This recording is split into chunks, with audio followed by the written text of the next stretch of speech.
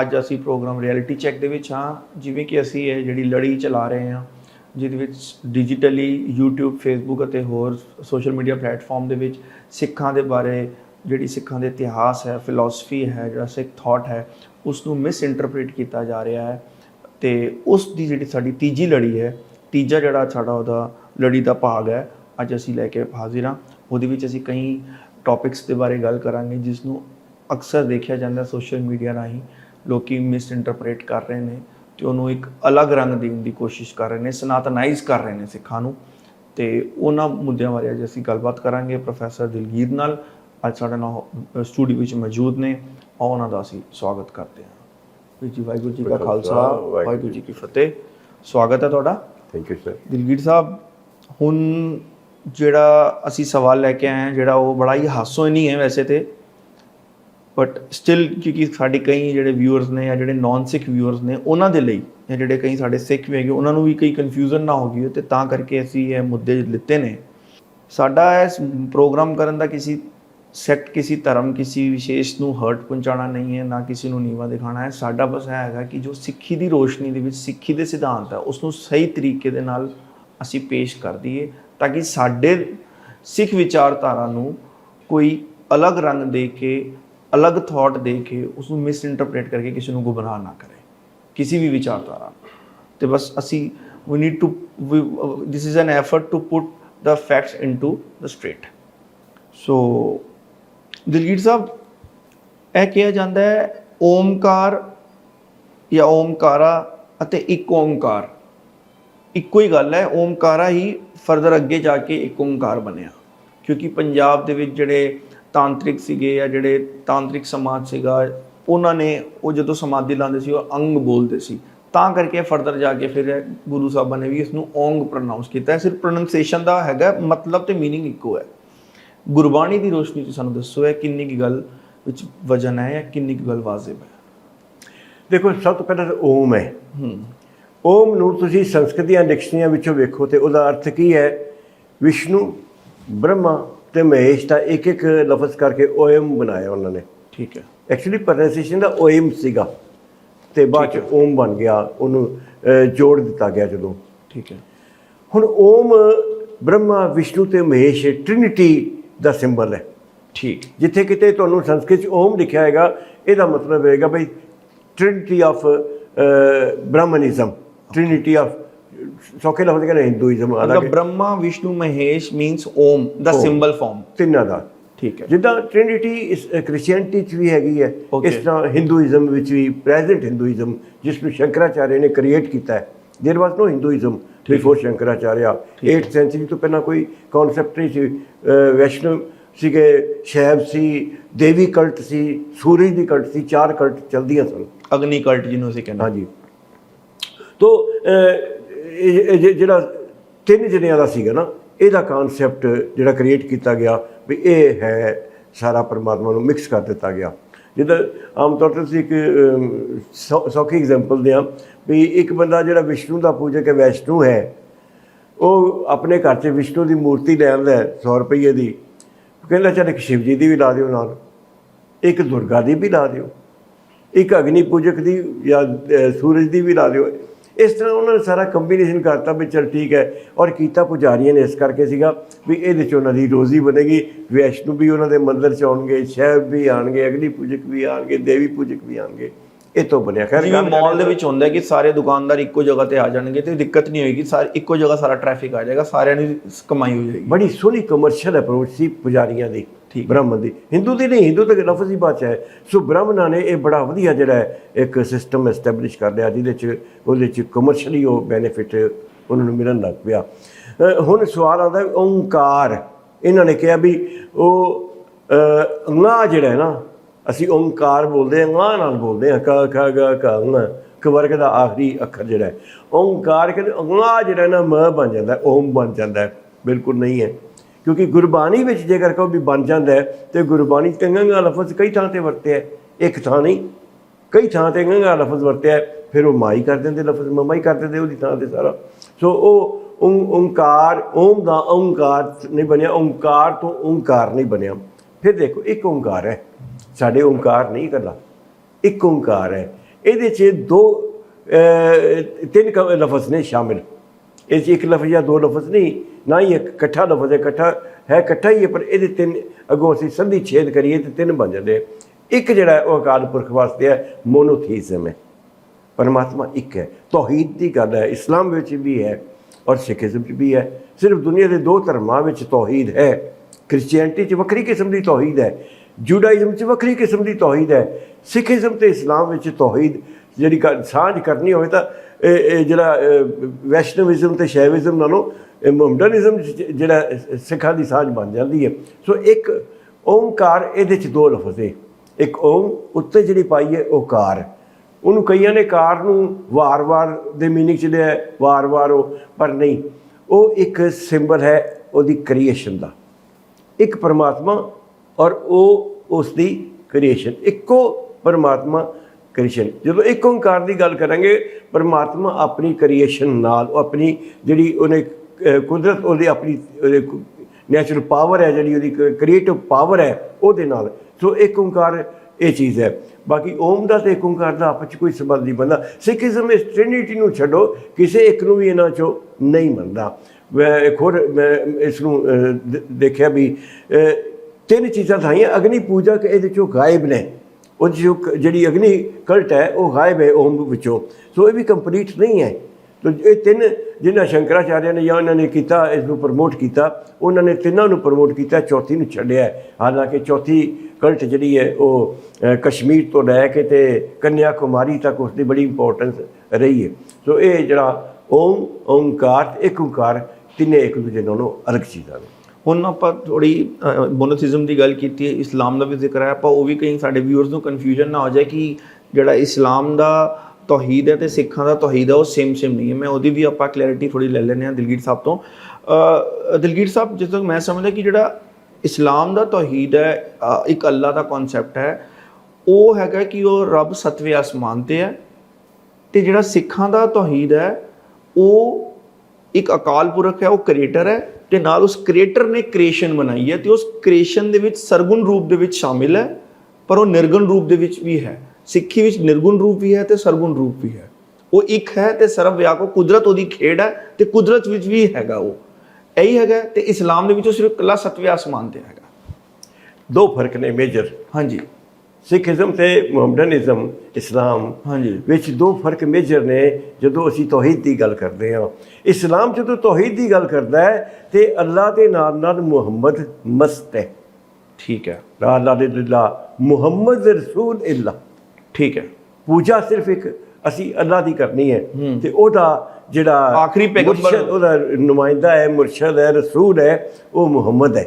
ਹਾਂ, ਸਿੱਖੀਜ਼ਮ 'ਚ ਨਾਨਕ ਨੂੰ ਇਹ ਦਰਜਾ ਨਹੀਂ ਦਿੱਤਾ। ਸਿੱਖੀਜ਼ਮ 'ਚ ਅੱਲਾ ਸਭ ਤੋਂ ਉੱਪਰ ਹੈ, ਉਹਦਾ ਕੋਈ ਰਸੂਲ ਨਹੀਂ ਹੈ। ਉਹਦਾ ਪੈਗਾਮ ਦਿੰਦੇ, ਉਹਦੀਆਂ ਗੱਲਾਂ ਕਰਦੇ ਆ, ਉਹਦੀ ਫਿਲਾਸਫੀ ਦੱਸਦੇ ਆ, ਉਹਦੇ ਤਰੀਕੇ ਦੱਸਦੇ ਆ। ਗੁਰੂ ਨਾਨਕ ਸਾਹਿਬ ਦੱਸਾਂ, ਗੁਰੂਆਂ ਨੇ ਦੱਸੇ, ਗੁਰੂ ਗ੍ਰੰਥ ਸਾਹਿਬ ਵਿੱਚੋਂ ਸਾਰਾ ਕੁਝ ਦਰਜ ਹੈ। ਸੋ ਇਸ ਕਰਕੇ ਭਾਵੇਂ ਇਸਲਾਮ ਵਿੱਚ ਟ੍ਰਿਨਿਟੀ ਜਾਂ ਡਿਊਲਿਟੀ ਨਹੀਂ ਹੈ, ਇਹ ਥੋੜ੍ਹਾ ਜਿਹਾ ਫਰਕ ਪੈ ਜਾਂਦਾ ਹੈ। ਇੱਕ ਹੋਰ ਫਰਕ ਪੈਂਦਾ ਹੈ, ਇਸਲਾਮ ਦਾ ਤੌਹੀਦ ਦਾ ਤੇ ਸਾਡਾ ਫਰਕ ਹੈ। ਸਾਡੇ ਰੱਬ ਜਿਹੜਾ ਹੈ, ਪਰਮਾਤਮਾ ਹੈ, ਅੱਲਾ ਹੈ, ਉਹਦਾ ਸਰੂਪ ਇਹ ਹੈ ਵੀ ਉਹ ਕੰਪਲੀਟ ਹੈ, ਆਲ ਪਾਵਰਫੁਲ ਹੈ, ਓਮਨੀਸ਼ੀਐਂਟ, ਓਮਨੀ ਪ੍ਰੈਜ਼ੈਂਟ। ਹਾਂ, ਉਹਦੇ 'ਚ ਕੋਈ ਦੂਜਾ ਮੁਕਾਬਲੇ 'ਚ ਆ ਨਹੀਂ ਸਕਦਾ। ਇਸਲਾਮ ਵਿੱਚ ਰੱਬ ਦੇ ਮੁਕਾਬਲੇ 'ਤੇ ਸ਼ੈਤਾਨ ਆਉਂਦਾ ਹੈ। ਸੈਟਨ ਹੈ, ਜਿੱਦਾਂ ਕ੍ਰਿਸਚੀਅਨਟੀ 'ਚ ਸੈਟਨ ਜਿਹੜਾ ਹੈ ਉਹ ਰੱਬ ਦੀ ਰੁਕਾਵਟਾਂ ਪਾਉਂਦਾ ਹੈ। ਰੱਬ ਯਾਨੀ ਕਿ ਰੱਬ ਆਲ ਪਾਵਰਫੁਲ ਨਹੀਂ ਬਣਦਾ ਇਸ ਹਿਸਾਬ ਨਾਲ। ਸ਼ੈਤਾਨ ਵੀ ਹੈ। ਹਾਂ, ਸ਼ੈਤਾਨ ਬਰਾਬਰ ਦਾ ਹੈ, ਭਾਵੇਂ ਬਰਾਬਰ ਨਹੀਂ, ਮੈਨੂੰ ਮੁਕਾਬਲੇ 'ਚ ਆਉਂਦਾ ਹੈ, ਭਾਵੇਂ ਫੇਲ ਹੁੰਦਾ ਹੈ। ਸ਼ੈਤਾਨ ਫੇਲ ਹੁੰਦਾ ਹੈ। ਸ਼ੈਤਾਨ ਤਾਂ ਇਸਲਾਮ ਵਿੱਚ ਨਹੀਂ, ਕ੍ਰਿਸਚੀਅਨਟੀ 'ਚ ਵੀ ਫੇਲ ਹੁੰਦਾ ਹੈ। ਪੈਰਾਡਾਈਜ਼ ਲੋਸਟ ਤੇ ਪੈਰਾਡਾਈਜ਼ ਰੀਗੇਨਡ, ਮਿਲਟਨ ਦੀ ਜਿਹੜੀ ਹੈ ਉਹ ਇਸੇ ਕਾਨਸੈਪਟ ਨੂੰ ਦਿੰਦੇ ਹਨ। ਤੋ ਇਹ ਦੋਨਾਂ ਵਿੱਚ ਵੱਡਾ ਇੱਕ ਫਰਕ ਇਹ ਹੈ। ਤੇ ਦੂਸਰੀ ਗੱਲ ਇਹ ਵੀ ਜਿਹੜਾ ਇੱਕ ਓਮਨੀ ਪ੍ਰੈਜ਼ੈਂਟ ਦਾ ਸਿਧਾਂਤ ਹੈ ਉਹ ਵੀ ਉਹਨਾਂ 'ਚ ਨਹੀਂ ਹੈ, ਸਰਗੁਣ ਵਾਲਾ ਵੀ ਉਹਨਾਂ 'ਚ ਨਹੀਂ ਹੈ। ਤੇ ਤੀਜੀ ਗੱਲ, ਉਹ ਸੱਤਵੇਂ ਆਸਮਾਨ ਤੇ ਰੱਬ ਨੂੰ, ਸਵਰਗ ਨੂੰ ਮੰਨਦੇ ਕਿ ਰੱਬ ਉੱਥੇ ਬਹਿੰਦਾ ਹੈ। ਸਿੱਖੀ ਵਿੱਚ ਵੀ ਹੈ, ਸਾਡੇ 'ਚ ਨਹੀਂ ਹੈ। ਉਹੀ ਗੱਲ ਮੈਂ ਕਰਨ ਲੱਗਾ ਸਾਹਿਬ ਵੀ ਇਸਲਾਮ ਵਿੱਚ ਰੱਬ ਸੱਤਵੇਂ ਆਸਮਾਨ ਤੇ ਰਹਿੰਦਾ ਹੈ, ਮੁਹੰਮਦ ਤੇ ਈਸਾ 6ਵੇਂ ਆਸਮਾਨ ਤੇ ਬੈਠੇ ਨੇ। ਅੱਛਾ, ਇਸ ਤਰ੍ਹਾਂ ਉਹਨਾਂ ਦੀ ਲੇਅਰਸ ਬਣੀਆਂ ਹੋਈਆਂ ਨੇ। ਅਸੀਂ 7 ਆਸਮਾਨਾਂ ਦਾ ਕਾਨਸੈਪਟ ਉਹ ਮੰਨਦੇ ਹੀ ਨਹੀਂ। ਰੱਬ ਹਰ ਥਾਂ ਹਾਜ਼ਰ ਹੈ, ਓਮਨੀ ਪ੍ਰੈਜ਼ੈਂਟ ਹੈ। ਰਾਦਰ ਓਮਨੀ ਪ੍ਰੈਜ਼ੈਂਟ ਨਹੀਂ, ਹਰ ਇੱਕ ਦੇ ਵਿੱਚ ਵਜੂਦ ਵਿੱਚ ਸ਼ਾਮਿਲ ਹੈ, ਰਮਿਆ ਹੋਇਆ ਸਾਡੇ ਵਿੱਚ, ਇਸ ਤਰ੍ਹਾਂ ਮੈਨੀਫੈਸਟ ਹੈ। ਕਈ ਵਾਰੀ ਪਰ ਕਹਿੰਦੇ ਰੱਬ ਨੂੰ ਵੇਖੀਏ ਕਿਵੇਂ, ਰੱਬ ਨੂੰ ਵੇਖਣਾ ਤੇ ਦੇਖੋ ਉਹਦੀ ਕ੍ਰੀਏਸ਼ਨ 'ਚ ਹੀ ਇਜ਼ ਮੈਨੀਫੈਸਟ ਐਵਰੀਵੇਅਰ। ਇੱਕ ਵੈਸੇ ਥੋੜ੍ਹਾ ਜਿਹਾ ਮੈਨੂੰ ਕਦੇ ਵੱਖਰਾ ਜਿਹਾ ਲੱਗਦਾ ਹੁੰਦਾ ਵੀ ਅਸੀਂ ਰੱਬ ਨੂੰ ਹੀ ਦੇ ਰੂਪ ਵਿੱਚ ਹੀ ਪੇਸ਼ ਕਰਦੇ ਹਾਂ, ਕਦੇ ਫੀਮੇਲ ਦੇ ਰੂਪ ਵਿੱਚ ਪੇਸ਼ ਨਹੀਂ ਕਰਦੇ। ਔਰ ਇਹ ਸਿੱਖੀਜ਼ਮ ਨਹੀਂ, ਸਾਰੇ ਧਰਮਾਂ 'ਚ ਇਹ ਗੱਲ ਸਾਂਝੀ ਹੈ। So he is manifest in each and every being and other creations. ਠੀਕ ਹੈ। ਇੱਕ ਸਾਡੇ ਕਈ ਲੋਕੀ ਇਹਦੇ ਵਿੱਚ ਥੋੜ੍ਹਾ ਇਹ ਵੀ ਆਪਾਂ ਦੱਸ ਦਈਏ, ਕਿਉਂਕਿ ਸਿੱਖੀਜ਼ਮ ਇੱਕ ਤੌਹੀਦ ਦੀ ਗੱਲ ਤੇ ਕਰਦਾ, ਇੱਕ ਅੱਲਾ ਦੀ ਗੱਲ ਤੇ ਕਰਦਾ ਕਿ ਉਹ ਆਲ ਪਾਵਰਫੁਲ ਹੈ, ਪਰ ਉਹ ਓਮਨੀ ਪ੍ਰੈਜ਼ੈਂਟ ਵੀ ਹੈ। ਪਰ ਕਿਤੇ ਸਾਡੇ ਲੋਕ ਇਹ ਨਾ ਸਮਝ ਲੈਣ ਕਿ ਇਹ ਪੈਂਥੀਜ਼ਮ ਤੇ ਨਹੀਂ ਹੈ, ਕਿਉਂਕਿ ਜਿਹੜੇ ਕੁਦਰਤ ਨੂੰ ਰੱਬ ਕਹਿੰਦੇ ਨੇ ਉਹ ਪੈਂਥੀਜ਼ਮ ਜਿਹੜਾ ਸ਼ੰਕਰਾਚਾਰਿਆ ਨੇ, ਰਾਮਾਨੁਜਮ ਨੇ ਗੱਲ ਕੀਤੀ ਹੈ, ਕਿਤੇ ਉਹ ਵਾਲੀ ਤੇ ਆਪਾਂ ਉਹ ਵੀ ਜਿਹੜਾ ਕਲੀਅਰ ਕਰ ਦਈਏ ਕਿ ਸਿੱਖੀਜ਼ਮ ਇੱਕ ਵਿਲੱਖਣ ਕਨਸੈਪਟ ਹੈ, ਨਾ ਉਹ ਇਸਲਾਮ ਦਾ ਹੈ, ਨਾ ਉਹ ਹਿੰਦੂਜ਼ਮ ਦਾ ਹੈ, ਨਾ ਉਹ ਪੈਂਥੀਜ਼ਮ ਦਾ ਹੈ। ਸਿੱਖੀ ਇੱਕ ਆਪਣੇ ਆਪ ਦੇ ਵਿੱਚ ਯੂਨੀਕ ਕਨਸੈਪਟ ਹੈ ਕਿ ਰੱਬ ਇੱਕ ਹੈ, ਸਰਵ ਵਿਆਪਕ ਹੈ, ਪਰ ਉਹ ਆਪਣੀ ਕੁਦਰਤ ਵਿੱਚ ਵੀ ਹੈ, ਪਰ ਆਪਣੀ ਕੁਦਰਤ ਦਾ ਗੁਲਾਮ ਵੀ ਨਹੀਂ ਹੈ। ਉਹ ਕੁਦਰਤ ਉਹਦੀ ਖੇਡ ਹੈ। ਜੇ ਇਹਨੂੰ ਤੁਸੀਂ ਐਕਸਪਲੇਨ ਕਰ ਦਿਓ। ਹਾਂਜੀ, ਬੜੀ ਕਮਾਲ ਦੀ ਇਹਦੇ ਚੋਂ ਗੱਲ ਨਿਕਲਦੀ ਹੈ, ਕਿਉਂਕਿ ਇਹ ਸਵਾਲ ਕਰ, ਕਿਉਂਕਿ ਸਾਡੇ ਕਈ ਸਿੱਖ ਪ੍ਰਚਾਰਕ ਇਸ ਤੋਂ ਕਈ ਉਹ ਕੁਦਰਤ ਨੂੰ ਰੱਬ ਕਹਿਣ ਲੱਗ ਗਏ ਸੀ। ਮੈਂ ਉਹਨਾਂ ਨੂੰ ਵੀ ਤਾਂ ਕਿ ਕਲੀਅਰ ਹੋ ਜਾਏ। ਇਹਦੇ 'ਚ ਇੱਕ ਬੜੀ ਕਮਾਲ ਦੀ ਗੱਲ ਨਿਕਲਦੀ ਜਿਹੜੀ ਤੁਸੀਂ ਗੱਲਾਂ ਥੋੜ੍ਹੀ ਜਿਹੀ ਐਡ ਕੀਤੀਆਂ ਨੇ ਨਾ। ਹਾਂਜੀ। ਇੱਕ ਤਾਂ ਅਬਰਾਹਮਿਕ ਰਿਲੀਜਨਸ ਨੇ 3। ਹਾਂਜੀ। ਜੂਡਾਇਜ਼ਮ, ਯਹੂਦੀ, ਕ੍ਰਿਸਚੀਅਨਟੀ ਤੇ ਇਸਲਾਮ। ਠੀਕ ਹੈ। ਹਾਂਜੀ, ਇਹ ਅਬਰਾਹਮਿਕ ਰਿਲੀਜਨ 3 ਜਿਹੜੇ ਨੇ ਇਹਨਾਂ ਦੀਆਂ ਬਹੁਤ ਸਾਰੀਆਂ ਗੱਲਾਂ ਸਾਂਝੀਆਂ ਨੇ। ਠੀਕ ਹੈ। ਇਹਨਾਂ 'ਚੋਂ ਇਹ ਕਹਿੰਦੇ ਵੀ ਜਦ ਗੋਡ ਨੇ ਕ੍ਰੀਏਸ਼ਨ, ਗੋਡ ਨੇ ਜਿਹੜੀ ਹੈ ਉਹਦਾ ਰਿਵੈਲੇਸ਼ਨ ਕਿਹਨੇ ਕੀਤੀ ਹੈ? ਅਬਰਾਹਮ ਨੇ ਕੀਤੀ ਹੈ। ਅਬਰਾਹਮ ਨੇ ਦੱਸਿਆ ਵੀ ਗੋਡ ਹੈ ਔਰ ਵਨ ਹੈ। ਅੱਛਾ, ਸਾਡਾ ਕੀ ਫਰਕ ਪੈਂਦਾ ਹੈ ਵੀ ਸਾਨੂੰ ਸਿੱਖੀਜ਼ਮ 'ਚ ਅਸੀਂ ਜਿਸ ਮਾਹੌਲ ਵਿੱਚ ਪੈਦਾ ਹੋਇਆ ਸਿੱਖੀਜ਼ਮ, ਉੱਥੇ ਹਿੰਦੂਇਜ਼ਮ, ਬੁੱਧਿਜ਼ਮ, ਜੈਨਿਜ਼ਮ, ਇਹ 3 ਮੇਜਰ ਸੀਗੇ। ਹਿੰਦੂਇਜ਼ਮ ਦਾ ਨਾਂ ਅਜੇ ਨਹੀਂ ਸੀ ਬਣਿਆ, ਸੋ ਅਸੀਂ ਕਹਿ ਸਕਦੇ 6 ਰਿਲੀਜਨ ਉਸ ਵੇਲੇ ਇਸ ਖਿੱਤੇ ਵਿੱਚ ਮੌਜੂਦ ਸਨ। ਬੁੱਧਿਜ਼ਮ, ਜੈਨਿਜ਼ਮ ਸਭ ਤੋਂ ਪੁਰਾਣਾ ਜੈਨਿਜ਼ਮ, ਕੁਝ 10 ਸਾਲ ਬਾਅਦ ਆ ਗਿਆ ਬੁੱਧਿਜ਼ਮ। ਉਸ ਤੋਂ ਬਾਅਦ ਜਿਹੜੇ ਬਿਲਕੁਲ ਬਰਾਬਰ ਖੜੇ ਸਨ ਸ਼ੈਵਿਜ਼ਮ ਅਤੇ ਵੈਸ਼ਨਵਿਜ਼ਮ, ਸ਼ਕਤੀ ਕੈਲਟ ਜਿਹਨੂੰ ਦੇਵੀ ਕਹਿ ਲਓ, ਅਤੇ ਸੂਰਜ, ਅਗਨੀ ਪੂਜਾ। ਇਹ 6 ਸਨ। ਜਦੋਂ ਸਿੱਖਿਜ਼ਮ ਨੇ ਗੋਡ ਦਾ ਕਾਨਸੈਪਟ ਲੱਭਿਆ, ਉਹ ਇਹਨਾਂ 6 'ਚ ਹੀ ਆਂਦੇਗਾ। ਬਿਲਕੁਲ ਯੂਨੀਕ ਹੈ। ਬੁੱਧਿਜ਼ਮ ਗੋਡ ਨੂੰ ਨਹੀਂ ਮੰਨਦਾ, ਜੈਨ ਗੋਡ ਨੂੰ ਨਹੀਂ ਮੰਨਦਾ, ਉਹ ਜਿਹੜੇ ਬਾਕੀ 4 ਨੇ ਉਹ ਤਾਂ ਗੋਡ ਨੂੰ ਬਿਲਕੁਲ ਨਹੀਂ ਮੰਨਦੇ, ਤੋਂ ਆਪਣੇ ਆਪ ਨੂੰ ਗੋਡ ਮੰਨਦੇ ਆ। ਕੋਈ ਦੇਵੀ ਨੂੰ ਮੰਨਦਾ, ਕੋਈ ਅਗਨੀ ਨੂੰ ਮੰਨਦਾ, ਕੋਈ ਬ੍ਰਹਮਾ, ਵਿਸ਼ਨੂੰ, ਮਹੇਸ਼ ਨੂੰ ਮੰਨਦਾ। ਹਾਂ, ਕੋਈ ਬ੍ਰਹਮਾ ਨੂੰ ਕ੍ਰੀਏਟਰ ਮੰਨ ਲੈਂਦੇ, ਸ਼ਿਵ ਜੀ ਨੂੰ ਮੰਨ ਲੈਂਦੇ ਵੀ ਉਹ ਡਿਸਟਰੋਇਰ ਹੈ, ਮਾਰਨ ਵਾਲਾ ਹੈ, ਤੇ ਵਿਸ਼ਨੂੰ ਨੂੰ ਸਮਝ ਲੈਂਦੇ ਨੇ ਕਿ ਫੂਡ ਸਪਲਾਈ ਦਾ ਡਿਪਾਰਟਮੈਂਟ। ਬਿਲਕੁਲ, ਉਹ ਸਾਰਿਆਂ ਨੂੰ ਜਿਹੜਾ ਨੋਰਿਸ਼ ਕਰਦਾ ਹੈ, ਹਾਂ, ਜ਼ਿੰਦਗੀ ਦਿੰਦਾ ਹੈ। ਸੋ ਯਾਨੀ ਗੋਡ ਦਾ ਕਾਨਸੈਪਟ ਉਹਦੇ 'ਚ ਹੈ ਨਹੀਂ। ਟ੍ਰਿਨਿਟੀ ਹੈ। ਟ੍ਰਿਨਿਟੀ ਵੀ ਜਿਹੜੀ ਹੈ ਇੱਕ ਹਿੱਸਾ ਬਣਦਾ ਹੈ, ਬਾਕੀ ਇੱਕ 7ਵਾਂ ਵੀ ਇਹਦੇ 'ਚ ਸੀਗਾ, ਹੀਡੋਨਿਜ਼ਮ, 4 ਵਾਕ ਕਹਿ ਦਿੰਦੇ ਹਾਂ, ਉਹ ਵੀ ਬਿਲਕੁਲ ਰੱਬ ਨੂੰ ਨਹੀਂ ਮੰਨਦੇ। ਸੋ ਇਹਦੇ ਵਿੱਚੋਂ ਇੱਕ ਐਸਾ ਧਰਮ ਪੈਦਾ ਹੋਇਆ ਜਿਹੜਾ ਕਹਿੰਦਾ ਵੀ ਇੱਕ ਰੱਬ ਹੈ, ਇੱਕੋ ਹੈ, ਔਰ ਉਹਦੀ ਸਾਰੀ ਕ੍ਰੀਏਟਿਵ ਪਾਵਰ ਹੈ, ਕੁਦਰਤ ਉਹਦੀ ਹੈ। ਕਾਦਰ, ਉਹਨੂੰ ਕਾਦਰ ਕਹਾਂਗੇ, ਕਰਤਾਰ ਕਹਾਂਗੇ। ਪੰਜਾਬੀ 'ਚ ਕਰਤਾਰ ਹੈ, ਅਤੇ ਪਰਸ਼ੀਅਨ 'ਚ ਅਤੇ ਅਰੈਬਿਕ 'ਚ ਇਹਨੂੰ ਕਾਦਰ ਕਹਿੰਦੇ ਆ। ਕਾਦਰ ਜੋ ਕ੍ਰੀਏਟ ਕਰਦਾ, ਕਰਤਾਰ ਕਰਤਾ ਤੋਂ ਬਣਿਆ ਕਰਤਾਰ, ਤੋਂ ਕਰਤਾਰ ਹੈ। ਕੁਦਰਤ ਉਹਦੀ ਆਪਣੀ ਕ੍ਰੀਏਟਿਵ ਪਾਵਰ ਹੈ, ਉਹਦੀ ਖੇਡ ਹੈ। ਹਾਂ, ਜੇ ਕਹੋ ਵੀ ਕੁਦਰਤ ਇੰਡੀਪੈਂਡੈਂਟ ਹੈ, ਕੁਦਰਤ ਇੰਡੀਪੈਂਡੈਂਟ ਨਹੀਂ ਹੈ, ਉਹਦੀ ਪਾਵਰ ਹੈ, ਉਹਦੀ ਖੇਡ ਹੈ। ਕਾਦਰ ਨਹੀਂ ਹੈ ਤੇ ਕੁਦਰਤ ਹੈ ਨਹੀਂ। ਸੋ ਕਾਦਰ ਦੀ ਕੁਦਰਤ, ਤੁਸੀਂ ਉਹਦੇ ਜਲਵਾ ਦੇਖੋ। ਸਿੱਖੀ ਦਾ ਜਿਹੜਾ ਕਨਸੈਪਟ, ਉਹ ਕਨਸੈਪਟ ਉਹ ਕਾਦਰ ਦੀ ਕੁਦਰਤ ਹੈ। ਕੁਦਰਤ ਵਿੱਚ ਉਹ ਰਮਿਆ ਹੋਇਆ ਹੈ, ਪਰ ਅਸੀਂ ਉਪਾਸਨਾ ਕਰਨੀ ਉਸ ਅਕਾਲ ਪੁਰਖ ਦੀ, ਉਸ ਇੱਕ ਕਾਦਰ ਦੀ। ਅੱਛਾ, ਫਿਰ ਤੁਸੀਂ ਦੇਖੋ ਵੀ ਜਦ ਕਾਦਰ ਦੀ ਕੁਦਰਤ ਹੈ ਤੇ ਇਹਦੇ ਵਿੱਚ ਵਿਸ਼ਨੂੰ, ਮਹੇਸ਼, ਬ੍ਰਹਮਾ ਨਿਗੇਟ ਹੋ ਜਾਂਦੇ ਆ, ਕਿਉਂਕਿ ਇਕੱਲਾ ਉਹ ਹੈ ਸਾਰਾ ਕੁਝ ਕਰ। ਫਿਰ ਉਹਦੇ ਬਰਾਬਰ ਕੋਈ ਨਹੀਂ ਹੈ, ਬਿਲਕੁਲ ਕੋਈ ਸ਼ੈਤਾਨ ਨਹੀਂ ਹੈ ਉਹਦੇ ਬਰਾਬਰ। ਇਹਦੇ ਵਿੱਚ ਅਸੀਂ ਜਪਜੀ ਸਾਹਿਬ ਦੇ ਵਿੱਚ ਰੋਜ਼ ਪੜ੍ਹਦੇ ਹਾਂ, ਇੱਕ ਸੰਸਾਰੀ, ਇੱਕ ਭੰਡਾਰੀ, ਇੱਕ ਲਾਏ ਦੀਵਾਨ। ਇਹ ਗੁਰੂ ਸਾਹਿਬ ਕੋਟ ਕਰ ਰਹੇ ਕਿ ਇਹ ਪ੍ਰਚਲਿਤ ਵਿਚਾਰਧਾਰਾ ਜਿਹੜੀ ਚੱਲਦੀ ਹੈ। ਅੱਗੇ ਇਹਦਾ ਆਨਸਰ ਦਿੱਤਾ ਹੋਇਆ, ਜੋ ਤਿਸ ਭਾਵੇਂ ਤਿਵੇਂ ਚਲਾਵੇ ਜਿਵ ਹੋਵੇ ਫਰਮਾਨ। ਕਿ ਪਹਿਲੀ ਗੱਲ ਤੇ ਇਹ ਵਸਦੇ ਨਹੀਂ ਹੈ ਨਹੀਂ, ਇਹਨਾਂ ਦੇ ਕੋਈ ਪੱਲੇ ਨਹੀਂ ਹੈ। ਜਿਵੇਂ ਚਲਾਉਂਦਾ, ਜਿਵੇਂ ਉਹ ਅਕਾਲ ਪੁਰਖ ਚਲਾਉਂਦਾ, ਜਿਵ ਤਿਸ ਭਾਵੇਂ ਤਿਵੇਂ ਚਲਾਵੇ ਜਿਵ ਹੋਵੇ ਫਰਮਾਨ। ਦੈਟ ਮੀਨਸ ਉਹ ਇਕੱਲਾ ਕਰਤਾਰ, ਕ੍ਰੀਏਟਰ ਹੀ ਹੈ। ਜਿਹੜਾ ਸਭ ਤੋਂ ਵੱਡਾ ਕਾਦਰ ਹੈ ਉਹ ਹੈਗਾ। ਇਹ ਤਿੰਨਾਂ ਦਾ ਕੋਈ ਰੋਲ ਨਹੀਂ ਹੈ। ਉੱਤੇ ਗੁਰੂ ਸਾਹਿਬ ਨੇ ਕੋਟ ਕੀਤਾ, ਥੱਲੇ ਆਨਸਰ ਦਿੱਤਾ। ਕਈ ਲੋਕ ਉੱਤੇ ਦੀ ਤੁਕ ਲੈ ਕੇ ਕੋਟ ਕਰਨ ਲੱਗਦੇ ਨੇ, ਉਹਨਾਂ ਨੂੰ ਗੁਰਬਾਣੀ ਦਾ ਨਾ ਕੰਟੈਕਚੁਅਲ ਅੰਡਰਸਟੈਂਡਿੰਗ ਹੈ, ਨਾ ਕਨਸੈਪਚੁਅਲ ਅੰਡਰਸਟੈਂਡਿੰਗ ਹੈ। ਸੋ ਗੁਰਬਾਣੀ ਕਾਦਰ ਤੇ ਕੁਦਰਤ, ਕਾਦਰ ਹੈ ਉਸ ਨਾਲ ਜੁੜਦੀ ਹੈ ਤੇ ਕਾਦਰ ਦੀ ਕੁਦਰਤ ਹੈ ਤੇ ਉਹ ਕੁਦਰਤ 'ਚ ਰਮਿਆ ਹੋਇਆ ਹੈ। This is a concept of Sikhism. ਠੀਕ ਹੈ, ਬੜੀ ਸੋਹਣੀ ਗੱਲ ਕਹੀ ਨਾ, ਆਪੀ ਨੇ ਆਪ ਸਾਜਿਓ ਆਪੀ ਨੇ ਰਚਿਓ ਨਾਉ। ਦੂਈ ਕੁਦਰਤ ਕੋਈ ਦੂਜੀ ਚੀਜ਼ ਹੈ ਨਹੀਂ ਜਿਹਨੇ ਕ੍ਰੀਏਟ ਕੀਤਾ, ਉਹਨੂੰ ਕੋਈ ਕ੍ਰੀਏਟ ਨਹੀਂ ਕਰ ਬਿਲਕੁਲ। ਦੂਈ ਕੁਦਰਤ ਸਾਜੀ ਹੈ ਕਰ ਆਸਨ ਡਿਠੋ ਚਾਓ। ਜੋ ਕੁਦਰਤ ਉਹਦੀ ਕ੍ਰੀਏਟ ਕੀਤੀ ਹੋਈ ਹੈ। ਤੇ ਜੇ ਕੁਦਰਤ ਨੂੰ ਰੱਬ ਕਹਿਣਾ ਤੇ ਇਹਦਾ ਮਤਲਬ ਅਸੀਂ ਗੁਰਬਾਣੀ ਨੂੰ ਸਮਝ ਨਹੀਂ ਰਹੇ। ਜੀ ਜੀ ਤੁਸੀਂ ਮਤਲਬ ਉਹਦੀ ਕ੍ਰੀਏਟਿਵ ਪਾਵਰ ਨੂੰ, ਮਤਲਬ ਮੇਰੇ ਕੋਲ ਰਾਈਟਿੰਗ ਪਾਵਰ ਹੈ, ਮੰਨ ਲਓ ਮੈਂ ਇੱਕ ਕਲਮ ਨਾਲ ਲਿਖ ਰਿਹਾ, ਕਲਮ ਜਿਹੜੀ ਹੈ ਉਹ ਮੈਂ ਨਹੀਂ ਬਣ ਜਾਂਦੀ, ਉਹ ਮੇਰੀ ਕ੍ਰੀਏਸ਼ਨ ਹੈ, ਕ੍ਰੀਏਟਿਵ ਪਾਵਰ ਹੈ। ਐਗਜ਼ਿਸਟੈਂਸ ਕਿਹੜਾ ਹੈ? ਜਿਹੜਾ ਕ੍ਰੀਏਟਰ ਹੈ। ਸੋ ਸਿੱਖੀਜ਼ਮ ਦਾ ਕ੍ਰੀਏਟਰ ਜਿਹੜਾ ਹੈ, ਤੌਹੀਦ ਦਾ ਕਨਸੈਪਟ ਜਿਹੜਾ ਹੈ ਉਹ ਇੱਕ ਪਰਮਾਤਮਾ ਦਾ, ਇੱਕ ਵਾਹਿਗੁਰੂ ਦਾ, ਨਾ ਜੋ ਮਰਜ਼ੀ ਰੱਖ ਲਓ ਉਹ 'ਚ ਕੋਈ। ਗੁਰੂ ਗ੍ਰੰਥ ਸਾਹਿਬ ਵਿੱਚ ਗੋਡ ਲਫ਼ਜ਼ ਜਿਹੜਾ ਹੈ ਇਹਦੀਆਂ ਕਈ ਫਾਰਮਸ ਨੇ। ਓਕੇ। ਇਸਲਾਮ ਵਿੱਚ 100 ਨਾਂ ਨੇ, ਕਿਤੇ ਪਹਿਲਾਂ 99 ਕਹਿੰਦੇ ਸੀ, ਫਿਰ 100ਵਾਂ, ਫਿਰ 101 ਵੀ ਕਹਿਣ ਲੱਗ ਪਏ। ਇੱਦਾਂ ਹੀ ਗੁਰੂ ਗ੍ਰੰਥ ਸਾਹਿਬ ਵਿੱਚ ਵੀ ਤੁਸੀਂ ਜੇਕਰ ਗੋਡ ਹੈਡ ਦੇ ਲਫ਼ਜ਼ ਦੇਖੋਗੇ ਤਾਂ ਤੁਹਾਨੂੰ ਤਕਰੀਬਨ 100 ਮਿਲ ਜਾਣਗੇ। ਸੋ ਪਰ ਉਹ ਜਿਹੜੇ 100 ਮਿਲਦੇ ਨਾਂ ਉਹ ਕੀ ਨੇ? ਉਹ ਗੋਡ ਦੀ ਕ੍ਰੀਏਟਿਵ ਪਾਵਰ ਹੈ, ਉਹਦੀਆਂ ਖੂਬੀਆਂ ਨੇ, ਉਹਦੀਆਂ ਸਿਫਤਾਂ ਨੇ, ਉਹਦੀ ਪਾਵਰ ਹੈ, ਰਹੀਮ ਹੈ, ਕਰੀਮ ਹੈ, ਮਿਹਰਬਾਨ ਹੈ, परवरदिगार है, जो कुछ भी है वो सारा खुदा है, राम है, गोपाल है। पर ऐसा मतलब गोबिंद है, गोबिंद है, गोबिंद मतलब गोबिंद इस धरती दा मालक, गोबिंद धरती नूं पालन वाला, धरती गोपाल धरती नूं पालन वाला, रहीम मतलब वो रहम वाला है, करीम वो करता वो करन वाला है, मेहर करदा है। सो ऐदा ते अच्छा दिलगीर साहब ने कुदरत के जिहड़े रब के जिहड़े नाम गुरबाणी विच आए ने वख-वख लैंग्वेज तो हुण जिहड़े सनातनी सिखां नूं करना चाहते ने, ਇਹ ਲੋਕੀ ਕਹਿੰਦੇ ਨੇ ਜਿਵੇਂ ਹਰੀ ਆਇਆ ਰਾਮ ਆਇਆ, ਇਸ ਨੂੰ SGPC ਦੀ ਜਿਹੜੀ ਇੰਟਰਪ੍ਰੀਟੇਸ਼ਨ ਹੈ ਨਾ ਉਹ ਇੱਕ ਅਕਾਲ ਪੁਰਖ ਨਾਲ ਜੋੜ ਦਿੰਦੀ ਹੈ, ਇਹ ਸ਼ੈਤਾਨੀ ਕਰਦੇ ਆ। ਹੁਣ ਜੇ ਤੇ ਇਹੀ ਗੱਲ ਹੈ ਤੇ ਫਿਰ ਤੁਸੀਂ ਪਰਵਰਦਿਗਾਰ ਨੂੰ ਕਿੱਥੇ ਲੈ ਕੇ ਜਾਓਗੇ? ਵਰਡ ਨੂੰ ਖੁਦਾ ਨੂੰ ਕਿੱਥੇ ਲੈ ਕੇ ਜਾਓਗੇ? ਰਹੀਮ ਨੂੰ ਕਿੱਥੇ ਲੈ ਕੇ ਜਾਓਗੇ? ਕਰੀਮ ਨੂੰ ਕਿੱਥੇ ਲੈ ਕੇ ਜਾਓਗੇ? ਫਿਰ ਉਹ ਕੀ ਕਰੋਗੇ? ਸਿੱਖੀ ਦੇ ਵਿੱਚ ਦੇਵੀ ਦੇਵਤਾ ਰਾਮ ਕ੍ਰਿਸ਼ਨ ਦੀ ਕਿਸੇ ਦੀ ਉਪਾਸਨਾ ਨਹੀਂ ਲਿਖੀ ਹੋਈ, ਸਿਰਫ ਇੱਕ ਅਕਾਲ ਪੁਰਖ ਦੀ ਉਪਾਸਨਾ ਲਿਖੀ ਹੋਈ ਹੈ, ਇਸ ਪਰਵਰਦਿਗਾਰ ਦੀ, ਉਸ ਅਕਾਲ ਪੁਰਖ ਵਾਹਿਗੁਰੂ ਦੀ, ਉਸ ਕ੍ਰੀਏਟਰ ਦੀ। ਵੈਸੇ ਤਾਂ ਸਬਜੈਕਟ ਅਲੱਗ ਬਣ ਜਾਂਦਾ ਹੈ, ਇਹਦੇ ਤੇ ਲੰਬੀ ਗੱਲ ਕੀਤੀ ਜਾ ਸਕਦੀ ਹੈ। ਰਾਮ ਗੁਰਬਾਣੀ ਵਿੱਚ 2500 ਵਾਰੀ ਆਉਂਦਾ ਹੈ।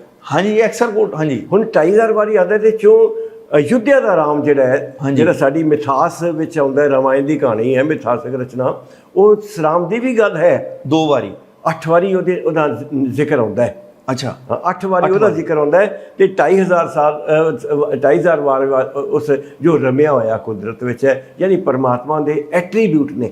ਆਪਾਂ ਓਮਨੀ ਪ੍ਰੈਜ਼ੈਂਟ, ਇਹ ਉਹਦਾ ਐਟਰੀਬਿਊਟ ਹੈ, ਉਹਦੀ ਖੂਬੀ ਹੈ, ਉਹਦੀ ਕੁਦਰਤ ਹੈ, ਉਹਦੀ ਕ੍ਰੀਏਟਿਵ ਪਾਵਰ ਹੈ, ਉਹਦਾ ਕ੍ਰੀਏਸ਼ਨ ਹੈ, ਉਹਦਾ ਕੰਮ ਹੈ, ਉਹਦੇ ਗੁਣ ਖੂਬੀਆਂ ਸਿਫਤਾਂ ਹਨ। ਇੱਦਾਂ ਹੀ ਕ੍ਰਿਸ਼ਨ ਬਾਰੇ ਵੀ ਆਉਂਦਾ ਹੈ। ਕ੍ਰਿਸ਼ਨ ਬਾਰੇ ਵੀ 5-6 ਸ਼ਲੋਕ ਆਉਂਦੇ ਆ ਜਿਹਦੇ 'ਚ ਜਿਹੜਾ ਮਥੁਰਾ ਦਾ ਕ੍ਰਿਸ਼ਨ ਹੈ ਉਹਦਾ ਜ਼ਿਕਰ ਹੈ। ਬਾਕੀ ਉਹ ਜੋ ਕ੍ਰਿਸ਼ਨ ਦਾ ਮਤਲਬ ਕਾਲਾ ਵੀ ਹੁੰਦਾ ਹੈ, ਕ੍ਰਿਸ਼ਨ ਦਾ ਮਤਲਬ ਰੱਬ ਵੀ ਹੁੰਦਾ ਹੈ, ਕ੍ਰਿਸ਼ਨ ਦਾ ਮਤਲਬ ਕ੍ਰੀਏਟਰ ਵੀ ਹੁੰਦਾ ਹੈ, ਹੋਰ ਵੀ ਕਈ ਨੇ। ਤੁਸੀਂ ਦੇਖੋ ਨਾ ਆਪਣੇ ਜਦੋਂ ਥਿੱਤੀਆਂ ਦੀ ਗੱਲ ਕਰਦੇ ਆ, ਚਾਨਣਾ ਪੱਖ, ਕ੍ਰਿਸ਼ਨਾ ਪੱਖ, ਹਨੇਰਾ ਪੱਖ, ਕ੍ਰਿਸ਼ਨ ਹਨੇਰਾ ਵਾਸਤੇ ਵੀ ਵਰਤਿਆ ਜਾਂਦਾ, ਕਈ ਇਹਦੀਆਂ ਸ਼ੇਡਸ ਨੇ। ਪਰ ਜਿੱਥੋਂ ਤੱਕ ਮੇਰਠ ਦਾ ਜਾਂ ਗੋਕਰ ਦਾ ਕ੍ਰਿਸ਼ਨ ਹੈ ਉਹਦਾ ਜ਼ਿਕਰ ਵੀ ਉਹਦੇ 'ਚ ਆਉਂਦਾ ਹੈ। ਔਰ ਉਹਦੇ ਵਿੱਚ ਕ੍ਰਿਸ਼ਨ ਬਾਰੇ ਜੋ ਗੱਲ ਕਹੀ ਹੈ, ਮੈਂ ਉਹਨੇ ਕਿਉਂਕਿ ਲੰਬਾ ਹੋ ਜਾਏਗਾ ਇਸ ਟੌਪਿਕ, ਬਰੀਫ 'ਚ ਦੱਸ ਦਿਓ ਉਹਦੇ ਬਾਰੇ ਕੀ ਲਿਖਿਆ। ਉਹਦੇ 'ਚ ਕ੍ਰਿਸ਼ਨ ਨੂੰ ਵਿਸ਼ਨੂੰ ਦਾ ਅਵਤਾਰ ਮੰਨ ਕੇ ਬਈ ਜੇ ਉਹ ਵਾਰ-ਵਾਰ ਧਰਮ ਹੀ ਅਵਤਾਰ ਹੀ ਵਾਰ-ਵਾਰ ਲੈਂਦਾ ਰਿਹਾ ਤੇ ਉਹ ਕਿਸੇ ਦਾ ਕੀ ਕਰੇਗਾ? ਮਤਲਬ ਇੱਕ ਤਰੀਕੇ ਨਾਲ ਉਹਨੂੰ ਰਿਜੈਕਟ ਹੀ ਕੀਤਾ। ਰਾਮ ਨੂੰ ਤਾਂ ਬਹੁਤ ਹੀ ਕਮਜ਼ੋਰ ਦੱਸਿਆ ਨਾ, ਰੋਵੇ ਰਾਮ ਨਿਗਾਲਾ ਪਿਆ। ਮਤਲਬ ਇੱਕ ਰਾਮ ਜਿਹੜਾ ਰਮਿਆ ਹੋਇਆ ਸਾਡੇ 'ਚ, ਇੱਕ ਰਾਮ ਜਿਹੜਾ ਹੈ ਉਹ ਅਯੁੱਧਿਆ ਦਾ ਹੈ। ਸੋ ਇਹਨਾਂ 'ਤੇ ਜ਼ਿਕਰ ਆਉਂਦਾ ਹੈ, ਪਰ ਉਹਨਾਂ ਨੂੰ ਪਰਮਾਤਮਾ ਦੇ ਤੌਰ 'ਤੇ ਨਹੀਂ। ਇਸ ਤਰ੍ਹਾਂ ਗੁਰੂ ਗ੍ਰੰਥ ਸਾਹਿਬ ਜਦੋਂ ਹਰੀ ਦੀ ਗੱਲ ਆਉਂਦੀ ਹੈ ਨਾ, ਹਰੀ ਦਾ ਮਤਲਬ ਵਿਸ਼ਨੂੰ ਨਹੀਂ ਹੈ। मतलब मैं सिंपल च दसदा अपने व्यूअर्स ਨੂੰ ਕਿ ਜਿਹੜਾ ਕ੍ਰਿਸ਼ਨ, ਜਿਹੜਾ ਦਵਾਰਕਾ ਵਾਲਾ ਕ੍ਰਿਸ਼ਨ ਜਾਂ ਜਿਹੜਾ ਵਰਿੰਦਾਵਨ ਵਾਲਾ ਕ੍ਰਿਸ਼ਨ ਜਿਹੜੇ ਹਿੰਦੂ ਮੰਨਦੇ ਨੇ ਉਹਨੂੰ ਮੁਬਾਰਕ ਹੈ, ਪਰ ਸਿੱਖਾਂ ਦੀ ਨਜ਼ਰ 'ਚ ਗੁਰਬਾਣੀ ਦੀ ਰੋਸ਼ਨੀ 'ਚ ਦੇਖੀਏ ਤਾਂ ਉਹ ਕੋਈ ਨਾ ਕੋਈ ਧਾਰਮਿਕ ਜਾਂ ਨਾ ਕੋਈ ਰਿਲੀਜੀਅਸ, ਨਾ ਤੇ ਕੋਈ ਉਹਦੀ ਕੋਈ ਰੱਬ ਵਾਲੀ ਐਟਰੀਬਿਊਟ ਸਿੱਖੀ ਵਿੱਚ ਹੈਗੀ ਹੈ। ਉਸ ਨੂੰ ਰਿਜੈਕਟ ਕੀਤਾ ਗਿਆ ਹੈ। ਗੁਰਬਾਣੀ ਦੇ ਵਿੱਚ ਸਿਰਫ ਅਕਾਲ ਪੁਰਖ ਦੀ ਗੱਲ ਕੀਤੀ ਗਈ ਹੈ। ਠੀਕ ਕਹਿ ਰਿਹਾ ਮੈਂ? ਹਰੀ ਲਫ਼ਜ਼ ਜਿਹੜਾ ਹੈ ਉਹ ਸਭ ਤੋਂ ਜ਼ਿਆਦਾ 8000 ਵਾਰੀ ਆਉਂਦਾ ਹੈ। ਹਾਂਜੀ। ਹੁਣ ਹਰੀ ਵਿਸ਼ਨੂੰ ਵਾਸਤੇ ਨਹੀਂ ਆਉਂਦਾ। ਹਾਂਜੀ। ਜੇ ਕਿਤੇ ਵਿਸ਼ਨੂੰ ਵਾਸਤੇ ਆਇਆ ਤਾਂ ਉਹ ਵੀ ਕਲੀਅਰ ਉਹਦੇ ਚ ਹੋ ਜਾਂਦਾ, ਇੱਕ ਅੱਧੀ ਥਾਂ ਤੇ ਹੈ ਉਹ ਕਲੀਅਰ ਕੀਤਾ ਹੋਇਆ ਹੈ ਵੀ ਜਿਹੜਾ ਵਿਸ਼ਨੂੰ ਦਾ ਜਿਹੜਾ ਅਵਤਾਰ ਹੈ ਕ੍ਰਿਸ਼ਨ ਹੈ, ਇਸ ਤਰ੍ਹਾਂ ਦਾ ਜ਼ਿਕਰ ਉਹਦੇ ਚ ਆਉਂਦਾ ਹੈ। ਬਾਕੀ ਹਰੀ ਦਾ ਮਤਲਬ ਇੱਕ ਬਾਣੀ ਦੀ ਇੱਕ ਲਾਈਨ ਹੈ, ਹਰ ਮੰਦਰ ਹਰ ਸਾਜਿਆ। ਹੁਣ ਹਰੀ ਨੇ ਆਪਣਾ ਮੰਦਰ ਸਾਜਿਆ, ਉਹ ਕਿਹੜਾ? ਤੁਹਾਡਾ ਮਨ ਹਰੀ ਦਾ ਮੰਦਰ ਹੈ। ਹਰ ਮੰਦਰ ਹੈ, ਸ਼ਰੀਰ ਹੈ, ਗਿਆਨ ਦਿਨ ਪ੍ਰਗਟ ਹੋਏ। ਹਰੀ ਨੇ ਹਰੀ ਨੇ ਵਿਸ਼ਨੂੰ ਦਾ ਮੰਦਰ ਤਾਂ ਨਹੀਂ ਸਾਜਿਆ ਹੋਇਆ ਨਾ। ਬਹੁਤ ਇਹਦੇ ਤੇ ਗੱਲ ਕੀਤੀ ਜਾ ਸਕਦੀ ਕਿਉਂਕਿ ਲੰਬਾ ਟੌਪਿਕ ਹੋ ਜਾਏਗਾ ਜੀ। ਦਲਗੀਰ ਸਾਹਿਬ, ਇੱਕ ਇਹਨਾਂ ਦੇ ਲੋਕਾਂ ਦੇ ਇੱਕ ਸਵਾਲ ਕੀਤਾ ਸੀ ਕਿ is Sikhism a ਸੰਪਰਦਾ ਆਫ ਸ਼ੈਵ ਐਂਡ ਵੈਸ਼, ਜਿਹੜਾ ਵੈਸ਼ਨਿਜ਼ਮ ਜਿਹੜਾ ਹੈਗਾ ਇਹਦਾ ਪਾਰਟ ਹੈਗਾ, ਸੰਪਰਦਾ ਦਾ ਪਾਰਟ ਹੈਗਾ ਵੈਸ਼ਨਿਜ਼ਮ ਤੇ ਸ਼ੈਵਨਿਜ਼ਮ ਦਾ? ਮੈਂ ਵੀ ਇਹ ਸੁਣਿਆ ਸਵਾਲ ਇਸ ਤਰ੍ਹਾਂ ਕਰਦੇ ਹੁੰਦੇ ਵੀ ਜਿੱਦਾਂ ਸ਼ੈਵਿਜ਼ਮ ਹੈ ਤੇ ਵੈਸ਼ਨਵਿਜ਼ਮ ਹੈ, ਸਿੱਖਿਜ਼ਮ ਜਿਹੜਾ ਹਿੰਦੂਇਜ਼ਮ ਦਾ ਇੱਕ ਸੈਕਟ ਹੈ, ਇਹਨਾਂ ਦਾ ਸੈਕਟ ਹੈ, ਪੰਥ ਹੈ, ਮਾਰਗ ਹੈ। ਇਹ ਬਿਲਕੁਲ ਗਲਤ ਗੱਲ ਹੈ। ਤੁਸੀਂ ਦੇਖੋ ਵੀ ਸ਼ੈਵਿਜ਼ਮ ਜਿਹੜਾ ਹੈ, ਵਿਸ਼ਨੂੰ ਤਾਂ ਸਿੱਖਿਜ਼ਮ 'ਚ ਬਿਲਕੁਲ ਹੀ ਗੱਲ ਹੀ ਕੋਈ ਨਹੀਂ ਨਾ। ਤੁਹਾਨੂੰ ਮਾਸ ਖਾਣ ਦੀ ਕੋਈ ਪਾਬੰਦੀ ਨਹੀਂ, ਕੋਈ ਕਿਸੇ ਮੂਰਤੀ ਪੂਜਾ ਦੀ ਕੋਈ ਇਜਾਜ਼ਤ ਨਹੀਂ ਹੈ। ਸਿੱਖਿਜ਼ਮ ਰਿਜੈਕਟ ਕਰਦਾ ਹੈ, ਉਹ ਤਾਂ ਵੈਸ਼ਨੋ ਆਪਣੇ ਆਪ 'ਚ ਹੀ ਰਿਜੈਕਟ ਹੋ ਜਾਂਦਾ ਹੈ।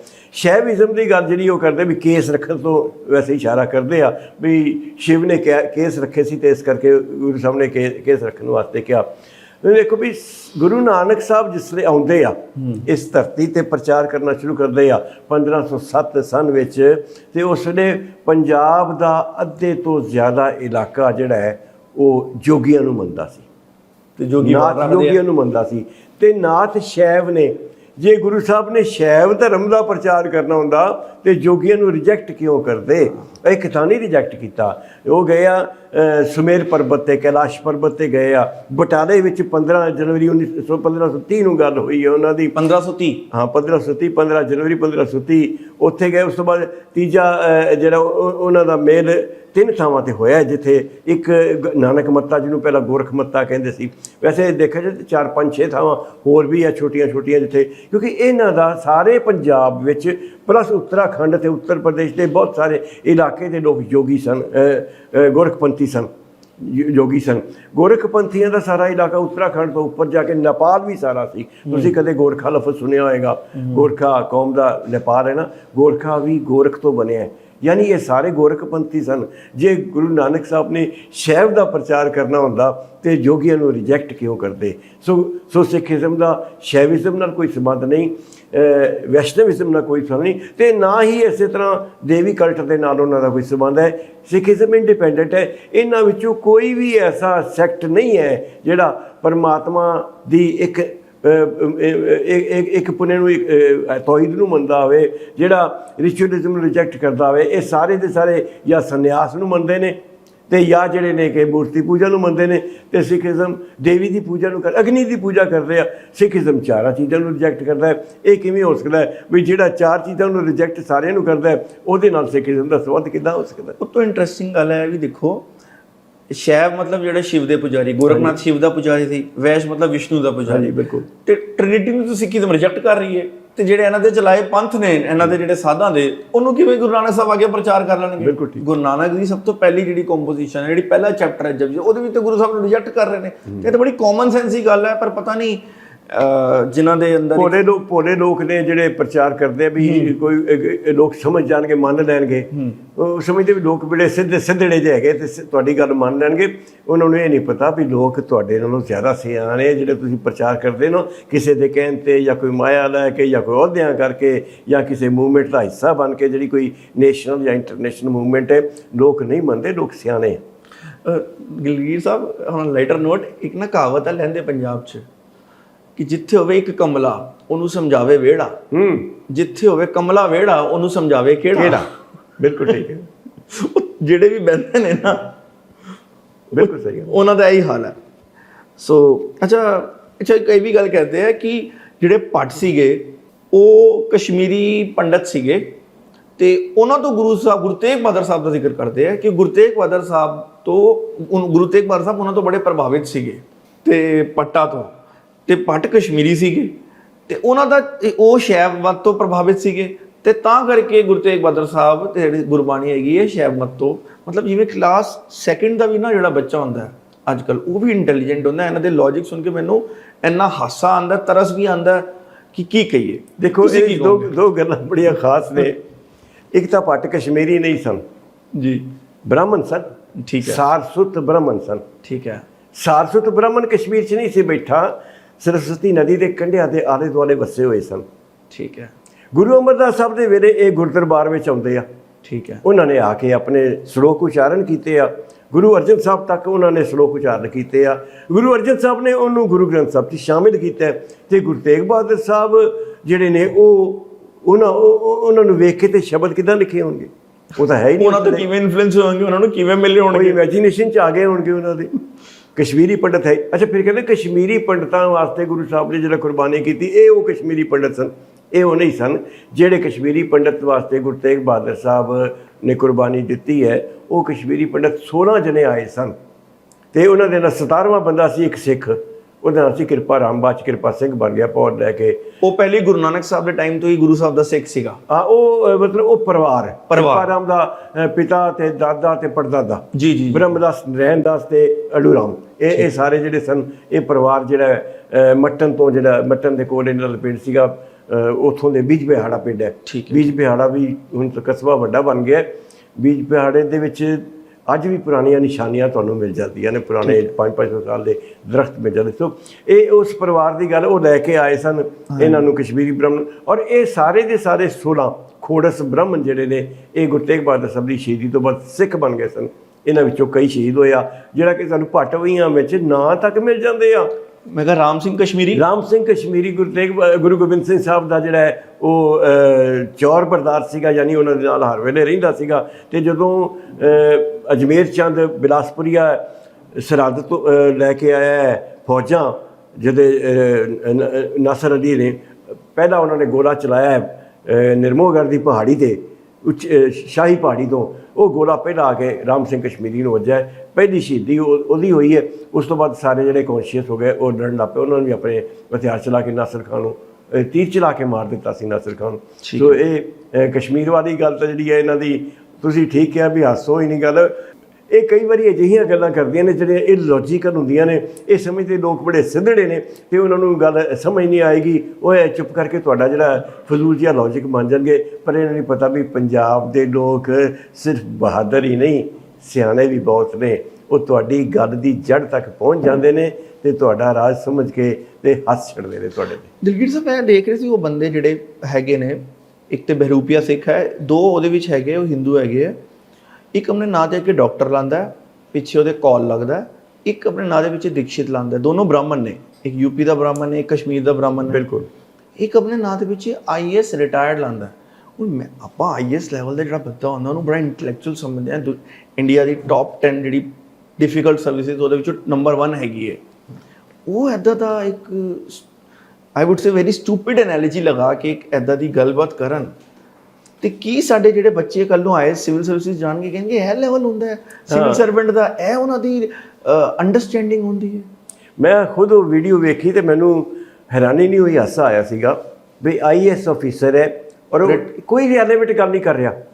ਇੱਕ ਵੀ ਸੈਂਟੈਂਸ ਉਹਦਾ ਐਸਾ ਨਹੀਂਗਾ ਜਿਹਦੇ 'ਚ ਕੋਈ ਕਨਸੈਪਟ ਦੀ ਕਲੈਰਿਟੀ ਹੁੰਦੀ ਹੋਵੇ, ਜਾਂ ਜਿਹੜਾ ਕਿਸੇ ਦੂਜਿਆਂ ਵਿੱਚੋਂ ਕਿਸੇ ਨੇ ਪੁਆਇੰਟ ਛੇੜਿਆ ਤਾਂ ਉਹਦੀ ਕਲੈਰਿਟੀ ਹੋਵੇ। ਤੇ ਜਿਹੜਾ UP ਵਾਲਾ ਹੈ, ਉਸ ਬੰਦੇ ਨੂੰ ਤਾਂ ਬਿਲਕੁਲ ਕੁਝ ਵੀ ਨਹੀਂ ਪਤਾ। ਉਹ ਜਿੱਦਾਂ ਹੁੰਦਾ ਵੀ ਐਂਕਰ ਰੱਖਿਆ ਹੁੰਦਾ, ਇਹੋ ਜਿਹੀ ਗੱਲ ਹੈ। ਤੇ ਜਿਹੜਾ ਪਗੜੀਧਾਰੀ ਲੜਕਾ ਹੈ, ਉਹ ਐਡਾ ਕਨਫਿਊਜ਼ਡ ਹੈ ਵੀ ਇੱਕ ਵੀ ਗੱਲ ਉਹਨੇ ਰੈਲੇਵੈਂਟ ਜਾਂ ਸਿਧਾਂਤਕ ਜਾਂ ਫੈਕਟ ਦੀ ਗੱਲ ਨਹੀਂ ਕੀਤੀ। ਉਹ ਇੱਧਰ ਉੱਧਰ ਦੀਆਂ ਮਾਰਦਾ ਹੈ ਤੇ ਸਮਝਦਾ ਵੀ ਮੈਂ ਬਹੁਤ ਸਾਰੀਆਂ ਗੱਲਾਂ ਕਰ ਲਈਆਂ ਨੇ ਤੇ ਲੋਕੀ ਮੈਨੂੰ ਸਿਆਣਾ ਸਮਝ ਲੈਣਗੇ। ਬਹੁਤਾ ਬੋਲਣ ਵਾਲਾ ਬੰਦਾ, ਬਹੁਤੀਆਂ ਗੱਲਾਂ ਕਰਨ ਵਾਲਾ ਬੰਦਾ ਸਿਆਣਾ ਨਹੀਂ ਹੁੰਦਾ। ਸਿਆਣਾ ਉਹ ਹੈ ਜਿਹੜਾ ਕਿਸੇ ਕਨਸੈਪਟ ਨੂੰ ਸਮਝਦਾ ਹੋਵੇ, ਜਿਹੜਾ ਕਿਸੇ ਚੀਜ਼ ਨੂੰ ਕਲੈਰੀਫਾਈ ਕਰ ਸਕਦਾ ਹੋਵੇ, ਜਿਹੜਾ ਕਿਸੇ ਚੀਜ਼ ਦੀ ਅੰਡਰਸਟੈਂਡਿੰਗ ਰੱਖਦਾ ਹੋਵੇ, ਜਿਹੜੀ ਚੀਜ਼ ਨਾਲ ਕਿਸੇ ਨੂੰ ਕਨਵਿੰਸ ਕਰ ਸਕਦਾ ਹੋਵੇ। ਤੁਸੀਂ ਬਾਦਲੀਲ ਗੱਲ ਨਹੀਂ ਕਰ ਸਕਦੇ, ਤੁਹਾਡੇ ਕੋਲ ਲੌਜਿਕ ਨਹੀਂ ਹੈ, ਤੁਹਾਡੇ ਕੋਲ ਕੋਟ ਨਹੀਂ ਹੈ, ਤੁਹਾਡੇ ਕੋਲ ਕੋਈ ਰੈਫਰੈਂਸ ਨਹੀਂ ਹੈ ਤੇ ਝਾਕੀ ਮਾਰਨੀ ਹੋਈ। ਫਿਰ ਮੇਰੇ ਖਿਆਲ ਵਿੱਚ ਇਹ ਇੱਕ ਬੜੀ ਸੋਚੀ ਸਮਝੀ ਜਿਹੜੀ ਹੈ ਮੂਵਮੈਂਟ ਹੈ ਜਿਹਦੇ 'ਚ ਇੱਕ ਐਕਸ IAS ਅਫੀਸਰ ਹੈ, ਇੱਕ ਜਿਹੜਾ UP ਦਾ ਜਿਹੜਾ ਸੈਂਟਰ ਦਾ ਇਲਾਕੇ ਦਾ ਬੰਦਾ ਹੈ, ਇਹ ਔਰ ਗੱਲਾਂ ਕੁਝ ਵੀ ਨਹੀਂ ਕਰਦੇ ਆਪਣੇ ਵੱਲੋਂ, ਉਹਨੂੰ ਜਾਣ ਕੇ ਉਹਦੇ ਕੋਲੋਂ ਖਵਾਉਣਾ ਚਾਹੁੰਦੇ ਆ, ਸ਼ਾਇਦ ਉਸ ਨੂੰ ਫੀਡ ਕੀਤਾ ਹੋਵੇਗਾ ਜਾਂ ਉਹ ਵੀ ਹਿੰਦੂ ਮੁੰਡਾ ਹੈਗਾ, ਉਹ ਪੱਗ ਬੰਨ ਲੈਂਦਾ, ਖੱਤਰੀ ਹਿੰਦੂ ਹੈ ਤੇ ਉਹ ਪੱਗ ਬੰਨ ਲੈਂਦਾ ਹਿੰਦੁਸਤਾਨ ਦੇ ਝੰਡੇ ਦੀ। ਬਸ ਉਹੀ ਕਰਦੇ ਵੀ ਇਹ ਇੱਕ ਕੌਂਸਪੀਰੇਸੀ ਜਾਪਦੀ ਹੈ ਜਿਸ ਵਿੱਚੋਂ ਉਹ ਬੁਰੀ ਤਰ੍ਹਾਂ ਫੇਲ ਹੋ ਚੁੱਕੇ ਨੇ। ਬੇਸ਼ੱਕ ਕੱਢ ਲੈਣ 4 5 7 10 ਵੀਡੀਓ ਕੱਢ ਲੈਣਗੇ, ਕੋਈ ਫਰਕ ਨਹੀਂ ਪੈਂਦਾ। ਉਹਨਾਂ ਦੇ ਵਿਊਰ ਵੀ ਜਿਹੜੇ ਨੇ ਆਪਣੇ ਇੱਕ ਬੜੀ ਵੱਡੀ ਮੂਵਮੈਂਟ ਹੁੰਦੀ ਅੰਡਰ ਕਰੰਟ ਚੱਲਦੀ ਹੈ, ਵਿਊਰ ਇੱਦਾਂ ਹੀ ਪੈਦਾ ਕੀਤੇ ਜਾਂਦੇ ਆ। ਠੀਕ ਹੈ, ਜਿਹੜੇ ਸਪੈਸ਼ਲ ਇਸ ਕੰਮ ਦੀ ਡਿਊਟੀ ਲਾਈ ਵੀ ਤੁਸੀਂ 1000 ਇੱਧਰੋਂ ਕਰਨਾ 1000 ਇੱਧਰੋਂ ਕਰਨਾ, ਕਿੰਨੇ ਵਿਊਰ ਪੈਦਾ ਕਰ ਲਓਗੇ। ਪਰ ਕੀ ਉਹ ਵਿਊਰ ਐਸੇ ਨੇ ਜਿਹੜੇ ਤੁਹਾਡੀ ਗੱਲ ਨੂੰ ਮੰਨਦੇ ਨੇ? ਸਿੱਖੀਜ਼ਮ 'ਚੋਂ ਤਾਂ ਉਹਨਾਂ 'ਚੋਂ ਕੋਈ ਵੀ ਨਹੀਂ ਬੰਦਾ ਹੈਗਾ। ਜੇ ਕੋਈ ਇੱਕ ਅੱਧਾ ਟਾਵਾਂ ਬੰਦਾ ਹੋਵੇਗਾ ਜਿਹਨੂੰ ਨਹੀਂ ਸਮਝੋ ਸੁਣ ਲਿਆ ਹੈਗਾ, ਅਤੇ ਤੁਹਾਡੀ ਵੀਡੀਓ ਸੁਣਨ ਤੋਂ ਬਾਅਦ ਉਸ ਦਾ ਉਹ ਭਰਮ ਵੀ ਉਤਰ ਜਾਵੇਗਾ। ਜਿਹੜਾ ਵੀ ਲੌਜਿਕ ਵਾਲਾ ਕੋਈ ਵੀ, ਚਾਹੇ ਹਿੰਦੂ ਸਿੱਖ ਮੁਸਲਮਾਨ ਕੋਈ ਵੀ ਹੋਏਗਾ, ਉਹ ਸਮਝ ਜਾਏਗਾ ਕਿ ਉਹ ਭਕਾਈ ਮਾਰ ਰਹੇ ਆ। ਬਿਲਕੁਲ। ਸੋ ਦਿਲਗੀਰ ਸਾਹਿਬ ਇੱਕ ਉਹ ਹੋਰ ਹਾਸੋਣੀ ਗੱਲ ਕਰਦੇ ਆ, ਕਹਿੰਦੇ ਜਿਹੜੇ ਮਤਲਬ ਵੈਸੇ ਤੇ SGPC ਨੂੰ ਇਸ 'ਤੇ ਐਕਸ਼ਨ ਵੀ ਲੈਣਾ ਚਾਹੀਦਾ ਹੈ, ਬੜੀ ਡੇਂਜਰਸ ਸਟੇਟਮੈਂਟ ਵੀ ਹੈ। ਕਹਿੰਦੇ 5 ਕਕਾਰ ਇੱਕ ਸਿੱਖਾਂ ਨਾਲ ਬਹੁਤ ਵੱਡਾ ਫਰਾਡ ਹੈ ਤੇ 5 ਕਕਾਰ ਗੁਰੂ ਸਾਹਿਬਾਂ ਦੀ ਕੋਈ ਬਖਸ਼ਿਸ਼ ਨਹੀਂ, ਕੋਈ ਦੇਣ ਨਹੀਂ ਹੈ, ਨਾਮਰਤ, ਤੇ ਇਹ ਗੋਰਿਆਂ ਨੇ ਦਿੱਤਾ ਹੈ। ਇਸ ਦੇ ਬਾਰੇ ਇਹਨਾਂ ਨੂੰ ਥੋੜਾ ਚਾਨਣਾ ਪਾਓ। ਇਸ ਜਿੰਨੀਆਂ ਹੁਣ ਤੱਕ ਤੁਸੀਂ ਗੱਲਾਂ ਕੀਤੀਆਂ ਇਹਨਾਂ ਦੀਆਂ, ਇਹਨਾਂ ਵੱਲੋਂ ਕਹੀਆਂ ਗਈਆਂ, ਸਭ ਤੋਂ ਹਾਸੋ ਹੀ ਨਹੀਂ ਗੱਲ ਇਹ ਹੈ ਵੀ ਅੰਗਰੇਜ਼ਾਂ ਨੇ ਕਕਾਰ ਦਿੱਤੇ ਆ। ਅੰਗਰੇਜ਼ 1849 ਵਿੱਚ ਆਉਂਦੇ ਨੇ ਤੇ ਸਾਡੇ ਕੋਲ 1699 ਦੀਆਂ ਲਿਖਤਾਂ ਪਈਆਂ ਨੇ, ਜਿਹਦੇ 'ਚ ਪਟਵਈਆਂ 'ਚ ਸ਼ਰੇਆਮ ਲਿਖਿਆ ਵੀ ਗੁਰੂ ਸਾਹਿਬ ਨੇ ਪੰਜਾਂ ਨੂੰ ਖੰਡੇ ਦੀ ਪੌਲ ਦਿੱਤੀ। ਪੌਲ ਤਿਆਰ ਕਿਵੇਂ ਕੀਤੀ? ਕੌਣ ਸੀ ਜਿਹੜਾ ਉੱਥੋਂ ਸਤਲੁਜ ਦਰਿਆ ਤੋਂ ਪਾਣੀ ਲੈ ਕੇ ਆਇਆ? 5 ਪਹਿਲੇ ਬੰਦੇ ਕੌਣ ਸਨ? ਉਹਨਾਂ ਨੇ ਬਸਤਰ ਕਿਹੜੇ ਪਹਿਨੇ ਹੋਏ ਸਨ? ਨੀਲੇ ਬਸਤਰ ਪਹਿਨੇ ਹੋਏ ਸਨ। ਉਹਨਾਂ ਨੂੰ ਗੁਰੂ ਸਾਹਿਬ ਨੇ ਜਿਹੜਾ ਕਕਾਰ ਦਿੱਤੇ, 5 ਮਾਤਾ ਜੀ ਨੇ ਮਾਤਾ ਜੀ ਤੋਂ ਮਤਾਸੇ ਪਵਾਏ, ਸਭ ਕੁਝ ਜਿਹੜਾ ਪੂਰਾ ਪ੍ਰੋਸੈਸ ਹੈਗਾ, ਬਿਲਕੁਲ ਛੋਟੀ ਡਿਟੇਲ ਉਹਦੇ ਵਿੱਚ ਦਿੱਤੀ ਹੋਈ ਹੈ, if I am not wrong. So ਇਹ ਸਾਰੀ ਦੀ ਸਾਰੀ ਡਿਟੇਲ ਇੱਕ ਵਹੀ 'ਚ ਨਹੀਂ ਮਿਲਦੀ, ਇੱਕ ਨਾ ਵੀ ਇੱਕ ਪਟਵਈ 'ਚ ਮਿਲਦੀ, ਕਈ ਪਟਵਈਆਂ ਵਿੱਚ ਇਹ ਗੱਲਾਂ ਮੌਜੂਦ ਨੇ। ਕੰਟੈਂਪਰੇਰੀ ਰੈਫਰੈਂਸ, ਹਾਂਜੀ ਬਿਲਕੁਲ, ਉਹਨਾਂ ਦਿਨਾਂ ਦੀਆਂ ਲਿਖੀਆਂ ਹੋਈਆਂ। ਔਰ ਕਈ ਐਸੀਆਂ ਪਟਵਈਆਂ ਨੇ ਜਿਹਦੇ ਬਾਰੇ ਕਿਹਾ ਜਾਂਦਾ ਗੁਰੂ ਸਾਹਿਬ ਦੇ ਆਪਣੇ ਦਸਤਖਤ ਵੀ ਹਾਜ਼ਰ ਮੌਜੂਦ ਨੇ ਉਹਦੇ ਵਿੱਚ। ਸੋ ਇਸ ਤੋਂ ਵੱਡਾ ਐਵੀਡੈਂਸ ਕੀ ਹੈ ਵੀ ਜਿਹੜਾ ਅੱਛਾ ਫਿਰ ਇੰਨਾ ਹੀ ਨਹੀਂਗਾ, ਇਹ ਤਾਂ ਗੱਲ ਅੰਗਰੇਜ਼ ਤਾਂ 1849 ਚਾਹੁੰਦੇ ਆ। ਸਾਡੇ ਕੋਲ ਕੋਇਰ ਸਿੰਘ ਹੈ, ਸੁਖਾ ਸਿੰਘ ਹੈ, ਸੰਤੋਖ ਸਿੰਘ ਹੈ, ਭਾਵੇਂ ਉਹ ਡਿਸਟੋਰਸ਼ਨ ਵੀ ਕਰਦੇ ਨੇ ਸਿੱਖੀਜ਼ਮ ਦੀ ਜਾਂ ਹੋਰ ਕਈ ਗੱਲਾਂ ਗਲਤ ਕਰਦੇ ਨੇ, ਪਰ ਇਹਦਾ ਜ਼ਿਕਰ ਤਾਂ ਤੁਹਾਨੂੰ ਹੋਰ ਵੀ ਕਈ ਥਾਵਾਂ 'ਤੇ ਮਿਲ ਜਾਏ। ਜੀ ਦਿਲਗੀਰ ਸਾਹਿਬ, ਇਹਨਾਂ ਨੂੰ ਆਪਣੀ ਬੁੱਕ ਵੀ ਦੱਸ ਦਿਓ ਜਿਹਦੇ ਵਿੱਚ ਸਾਰੀ ਚੀਜ਼ਾਂ ਲਿਖੇ, ਤਾਂ ਕਿ ਜੇ ਕਿਸੇ ਦਾ ਮਨ ਹੋਏ ਤਾਂ ਉਹ ਪੜ੍ਹ ਲੇਗਾ। ਇਹ ਸਿੱਖ ਹਿਸਟਰੀ ਵੋਲਿਊਮ 1 ਵਿੱਚ ਹੀ ਸਾਰਾ ਕੁਝ ਹੈਗਾ ਇਹਦੇ 'ਚ। ਠੀਕ ਹੈ, ਇਹਦੇ 'ਚ ਸਾਰਾ ਆ ਜਾਂਦਾ ਹੈ। ਜੇ ਤੁਹਾਡਾ ਕਿਸੇ ਦਾ ਮਨ ਹੋਵੇ ਪੜ੍ਹ ਸਕਦਾ ਹੈ। ਇਹ ਵੀ ਹੈਗਾ, ਇਹ ਅੰਗਰੇਜ਼ੀ 'ਚ, ਪੰਜਾਬੀ 'ਚ ਵੀ ਇਹ ਮਿਲ ਜਾਏਗੀ ਤੁਹਾਨੂੰ। ਜੇ ਅੰਗਰੇਜ਼ੀ ਆਉਂਦੀ ਹੋਵੇ ਤਾਂ ਅੰਗਰੇਜ਼ੀ 'ਚ ਦੇਖ ਸਕਦੇ ਹੋ। ਸਿੱਖ ਤਵਾਰੀਖ ਮਿਲ ਜਾਏਗੀ, ਸਿੱਖ ਤਵਾਰੀਖ ਪੰਜਾਬੀ 'ਚ ਵੀ, ਨਵਾਂ ਮਹਾਨ ਕੋਸ਼ ਵਿੱਚ ਵੀ ਸਾਰੀਆਂ ਚੀਜ਼ਾਂ ਮਿਲ ਜਾਣਗੀਆਂ। ਅਸੀਂ ਕੋਈ ਹਵਾਈ ਜਾਂ ਪਖਾਈ ਗੱਲ ਨਹੀਂ, ਫੈਕਚੁਅਲੀ ਇਹ ਤਾਂ ਸਾਡੀਆਂ ਕਿਤਾਬਾਂ ਨੇ। ਗੁਰੂ ਕੀਆਂ ਸਾਖੀਆਂ ਕਿਤਾਬ ਹੈਗੀ ਹੈ, ਪਿਆਰਾ ਸਿੰਘ ਪਦਮ ਨੇ ਐਡਿਟ ਕੀਤੀ ਹੋਈ ਹੈ। ਠੀਕ ਹੈ, ਜਿਹੜੀ ਕਿ 1780 ਦੇ 90 ਦੇ ਕਰੀਬ ਲਿਖੀ ਗਈ, 1780-90 ਦੀ ਕਿਤਾਬ ਹੈ, ਜਿਹਦੇ 'ਚ ਸਾਰੀਆਂ ਚੀਜ਼ਾਂ ਦਿੱਤੀਆਂ ਨੇ ਪਟਵਈਆਂ ਤੋਂ ਇਲਾਵਾ। ਮਤਲਬ ਅਸੀਂ ਕੋਈ ਸੋਮਾ ਉਹ ਨਹੀਂ ਦੱਸ ਰਹੇ ਜਿਹੜਾ 19ਵੀਂ ਸਦੀ ਦਾ ਹੋਵੇ। 1700 ਸਾਲ ਦੇ ਆਲੇ ਦੁਆਲੇ ਦੇ ਸੋਮਿਆਂ ਵਿੱਚ ਇਹ ਲਿਖਿਆ। ਇਹਨਾਂ ਦਾ ਬੰਦਾ ਇੰਨੀ ਹਾਸੋ ਵਾਲੀ ਗੱਲ ਕਰਦਾ। ਅੰਗਰੇਜ਼ਾਂ ਨੇ ਤਾਂ ਸਗੋਂ ਤੁਹਾਡੇ ਕੋਲ ਕਿਰਪਾਨਾਂ ਖੋਹੀਆਂ ਨੇ, ਤੁਹਾਨੂੰ ਕਿੱਦਾਂ ਦੇਣਗੇ ਵੀ ਕਿਰਪਾਨ ਇੱਕ ਹਥਿਆਰ ਦੇ ਤੌਰ ਤੇ ਰੱਖ ਲਵੋ। ਮੈਂ ਉਸ ਦਿਲਗੀਰ ਸਾਹਿਬ ਉਹ ਵਾਲੀ ਗੱਲ ਦੱਸੋ ਮੈਂ ਕਿ ਜਦੋਂ ਮਹਾਰਾਜਾ ਰਣਜੀਤ ਸਿੰਘ ਦਾ ਰਾਜ ਗਿਆ ਤੇ ਜਿਹੜਾ ਕਿਰਪਾਨ ਸੀਗਾ ਤੇ ਜਿਹੜਾ ਸਿੱਖਾਂ ਦਾ ਕੈਦਾ ਸੀਗਾ, ਉਸ ਨੂੰ ਵਾਪਸ ਲੈਣ ਦੇ ਕਿੰਨੇ ਪੈਸੇ ਦਿੰਦੇ ਸੀ ਤਾਂ ਕਿ ਸਿੱਖਾਂ ਤੋਂ ਗਿਆਨ ਵੀ ਲਿੱਤਾ ਜਾਵੇ ਤੇ ਤਲਵਾਰ ਵੀ ਲਿੱਤੀ ਜਾਵੇ। ਇਹ ਦੋ ਘਟਨਾਵਾਂ ਹੋਈਆਂ ਨੇ। ਹਾਂਜੀ, ਇੱਕ ਜਦੋਂ ਗੁਜਰਾਤ ਦੀ ਲੜਾਈ ਹੋਈ ਹੈ 1848 ਦੀ, ਹਾਂਜੀ, ਜਿੱਥੇ ਸਿੱਖ ਹਾਰ ਗਏ ਨੇ। ਠੀਕ ਹੈ, ਇਹਨਾਂ ਨੇ ਹਥਿਆਰ ਸੁੱਟ ਦਿੱਤੇ ਆ ਔਰ ਇੱਕ ਸਪੈਸ਼ਲ ਫੰਕਸ਼ਨ ਕੀਤਾ ਗਿਆ ਜਿੱਥੇ ਹਥਿਆਰ ਸੁੱਟਦੇ ਰਹੇ। ਇੱਕ ਬਜ਼ੁਰਗ ਦੀ ਗੱਲ ਬੜੀ ਪਿਆਰੀ ਹੁੰਦੀ ਹੈ, ਅੰਗਰੇਜ਼ ਲਿਖਦੇ ਆ, ਮੈਂ ਨਹੀਂ, ਅੰਗਰੇਜ਼ ਲਿਖਦਾ ਜਰਨਲ ਫੌਜ ਦਾ, ਵੀ ਉਹਨੇ ਹਥਿਆਰ ਜਦੋਂ ਆਪਣੀ ਸੁੱਟੀ ਨਾਲ ਕਿਰਪਾਨ ਸੁੱਟੀ ਤੇ ਕਹਿੰਦਾ ਵੀ ਅੱਜ ਰਣਜੀਤ ਸਿੰਘ ਮਰ ਗਿਆ, ਅੱਜ ਤੋਂ ਬਾਅਦ ਅਸੀਂ ਹਥਿਆਰ ਤੋਂ ਬਿਨਾਂ ਹੋ ਗਏ ਤੇ ਸਾਡੇ ਕੋਲ ਕੁਝ ਨਹੀਂ ਰਿਹਾ। ਤੇ ਜਿਹੜਾ ਅੰਗਰੇਜ਼ ਇਹਨਾਂ ਕੋਲ ਖੋਹ ਰਹੇ ਸਨ, ਫਿਰ ਅੰਗਰੇਜ਼ਾਂ ਨੇ ਪੈਸੇ ਦਿੱਤੇ ਵੀ ਜਿਹਨਾਂ ਦੇ ਘਰਾਂ ਵਿੱਚ ਹਥਿਆਰ ਪਏ ਨੇ ਉਹ ਪੈਸੇ ਲੈ ਲਓ। ਵੱਖ-ਵੱਖ ਅਮਾਊਂਟ ਦੇ ਉਹਨਾਂ ਨੇ ਦਿੱਤੇ ਤੇ ਜਿਹਦੇ ਨਾਲ ਲੋਕਾਂ ਕੋਲੋਂ ਅਸਲਾ ਸਾਰਾ ਇਕੱਠਾ ਕਰ ਲਿਆ ਵੀ ਕੱਲ੍ਹ ਨੂੰ ਬਗਾਵਤ ਨਾ ਕਰ ਸਕਣ। ਇੰਨਾ ਹੀ ਨਹੀਂ ਨਾ ਕੀਤਾ, ਅੰਗਰੇਜ਼ਾਂ ਨੇ ਕਮਾਲ ਕੀਤੀ ਵੀ ਪੰਜਾਬ ਦਾ ਇੱਕ ਕਿਲ੍ਹਾ ਢਵਾ ਦਿੱਤਾ। ਸਿਰਫ ਵੱਡੇ 2-4 ਕਿਲ੍ਹੇ ਰਹਿ ਦਿੱਤੇ। ਜਲੰਧਰ ਦਾ ਕਿਲ੍ਹਾ ਸਭ ਤੋਂ ਵੱਡਾ ਉਸ ਨੇ ਸੀਗਾ, ਉਹ ਵੀ ਢਵਾ ਦਿੱਤਾ।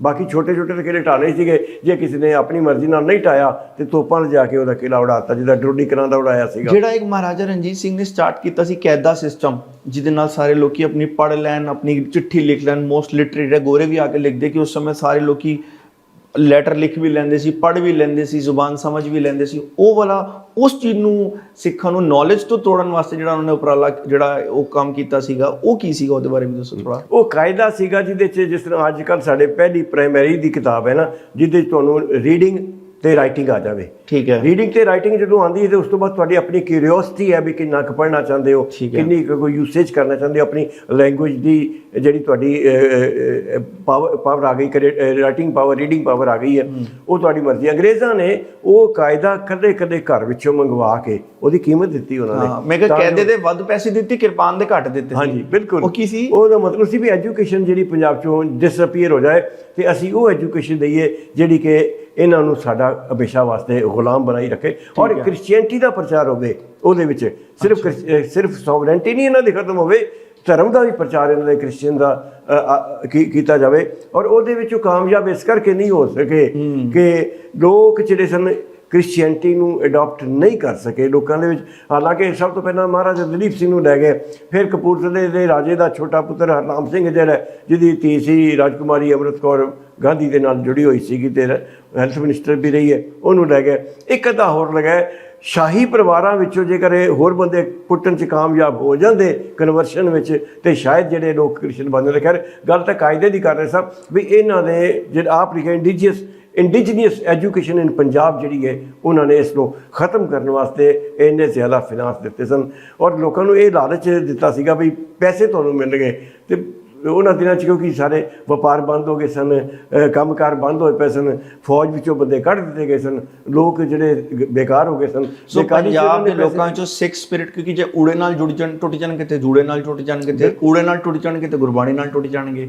ਸੋ ਉਹਨਾਂ ਦੇ ਅੰਦਰੋਂ ਸ਼ਸਤਰ ਗੁਰੂ ਦੇ ਉਹ ਛੁਡਵਾ ਲਏ, ਕੈਦੇ ਛੁਡਵਾ ਲਏ, ਊੜਾ ਤੋਂ ਛੁਡਵਾਤਾ, ਊੜਾ ਜੂੜਾ ਤੇ ਕਿਰਪਾਨ ਤਿੰਨਾਂ ਤੋਂ ਤੁੜਵਾਤਾ, ਤਾਂ ਕਿ ਉਹਨਾਂ 'ਚ ਸਿੱਖ ਸਪਿਰਿਟ ਖਤਮ ਹੋ ਜਾਏ।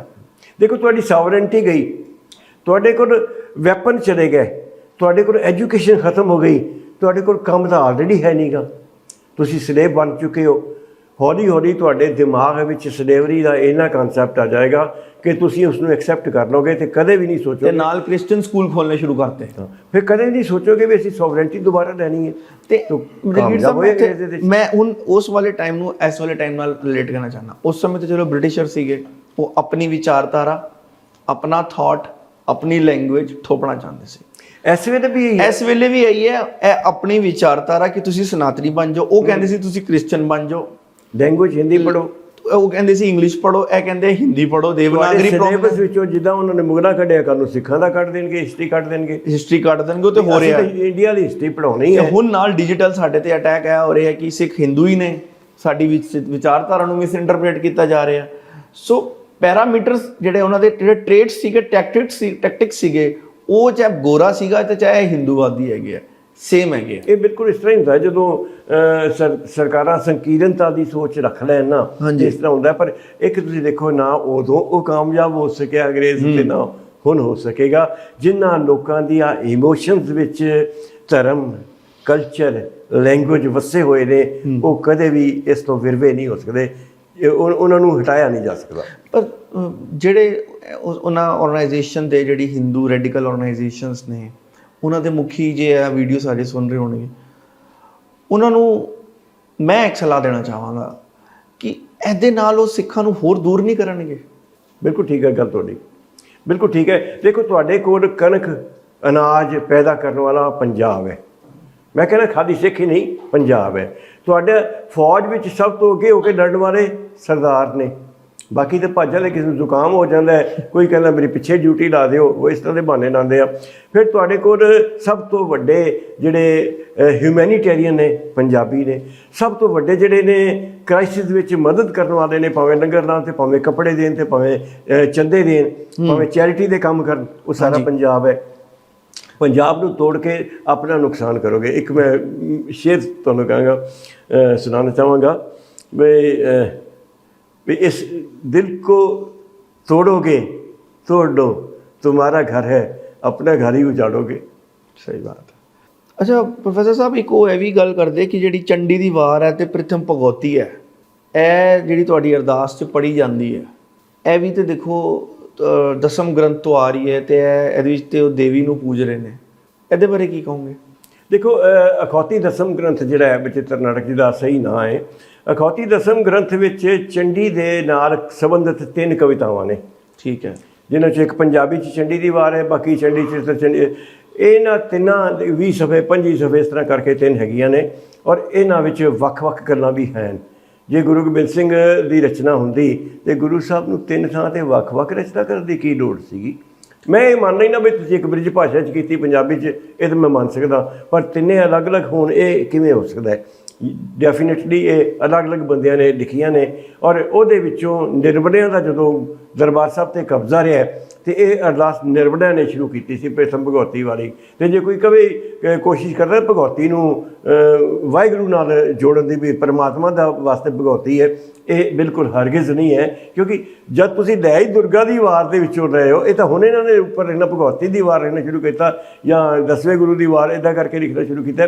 ਪਹਿਲਾਂ ਸ਼ਰੇਆਮ ਦੁਰਗਾ ਦੀ ਵਾਰ ਲਿਖਿਆ ਸੀ ਔਰ ਇਹਦੀ ਵਾਰ ਦੇ ਅਖੀਰ 'ਚ ਵੀ ਲਿਖਿਆ ਦੁਰਗਾ ਪਾਠ ਪੜ੍ਹਾਇਆ ਸਭੇ ਪੌੜੀਆਂ। ਇਹ ਪਾਠ ਦੁਰਗਾ ਦਾ ਹੈ, ਦੁਰਗਾ ਦੇ ਸੰਬੰਧ ਵਿੱਚ ਪੌੜੀਆਂ ਲਿਖੀਆਂ ਗਈਆਂ ਨੇ। ਸੋ ਉਹ ਭਗੌਤੀ ਜਿਹੜੀ ਹੈ, ਉਹ ਅਰਦਾਸ ਜਿਹੜੀ ਉਹ ਗਲਤ ਹੈ। ਸਿੱਖਾਂ ਦੀ ਇਹ ਅਰਦਾਸ ਨਿਰਭਣਿਆਂ ਨੇ ਬਣਾਈ ਹੈ, ਜਿਹੜੀ ਦਰਬਾਰ ਸਾਹਿਬ 'ਚ ਲਾਗੂ ਕੀਤੀ ਜਦੋਂ ਇਹਨਾਂ ਨੇ 1920 'ਚ ਕਬਜ਼ਾ ਲਿਆ। ਕਦੀ ਅਰਦਾਸ ਨਹੀਂ ਹੈ। ਇਹਨਾਂ ਨੇ ਨਿਰਭਣਿਆਂ ਦੀਆਂ 100 ਚੀਜ਼ਾਂ ਘੱਟੋ ਘੱਟ ਜਿਹੜੀਆਂ ਨੇ ਉਹ ਚੱਲਣ ਦਿੱਤੀਆਂ ਜਿਸ ਤਰ੍ਹਾਂ ਚੱਲ ਰਹੀਆਂ ਸਨ। ਆਹ ਝੰਡੇ ਜਿਹੜੇ ਨੇ ਨੀਲੇ ਦੀ ਥਾਂ 'ਤੇ ਪੀਲੇ, ਉਹਨਾਂ ਦੇ ਭਗਵੇ ਫਿਰ ਪੀਲੇ ਤੇ ਫਿਰ ਉਹਨੂੰ ਕੇਸਰੀ ਕਰ ਦਿੱਤੇ। ਇਸ ਤਰ੍ਹਾਂ ਹਰ ਕੀ ਪੌੜੀ ਨਵੀਂ ਕ੍ਰੀਏਟ ਕੀਤੀ ਉਹਨਾਂ ਨੇ ਲੋਕਾਂ ਦੇ ਚੁੱਲ੍ਹਾ ਰਹਿੰਦੇ, ਜਦ ਕਿ ਇਹ ਸਰੋਵਰ ਜਿਹੜਾ ਇਹ ਪਾਣੀ ਇਸ਼ਨਾਨ ਵਾਸਤੇ ਲੋਕਾਂ ਵਾਸਤੇ ਸੀਗਾ। ਇਸ ਤਰ੍ਹਾਂ ਦੁੱਖ ਭੰਜਨੀ ਬੇਰੀ ਖੜੀ ਕਰ ਦਿੱਤੀ। ਇੱਦਾਂ ਹੀ ਉਹਨਾਂ ਨੇ 8-8 ਇਸ਼ਨਾਨ ਇਹ ਇੱਥੇ ਰੱਖ ਦਿੱਤੀਆਂ, ਗੁਰੂ ਗ੍ਰੰਥ ਸਾਹਿਬ ਸਰੂਪ ਰੱਖਦੇ ਤਾਂ ਜੋ ਲੋਕੀ ਪੈਸੇ ਚੜਾਵੇ ਦਾ ਸਾਰਾ ਚੱਕਰ ਸੀਗਾ।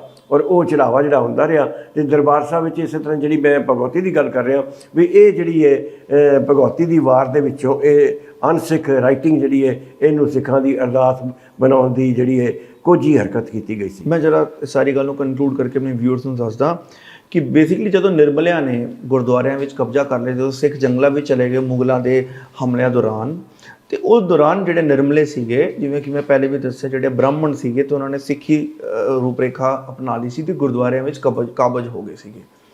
ਤੇ ਉਹਨਾਂ ਨੇ ਆਪਣੀ ਮਾਨਤਾ ਸਾਰੀਆਂ ਗੁਰਦੁਆਰਿਆਂ ਵਿੱਚ ਲਾਗੂ ਕਰਤੀ।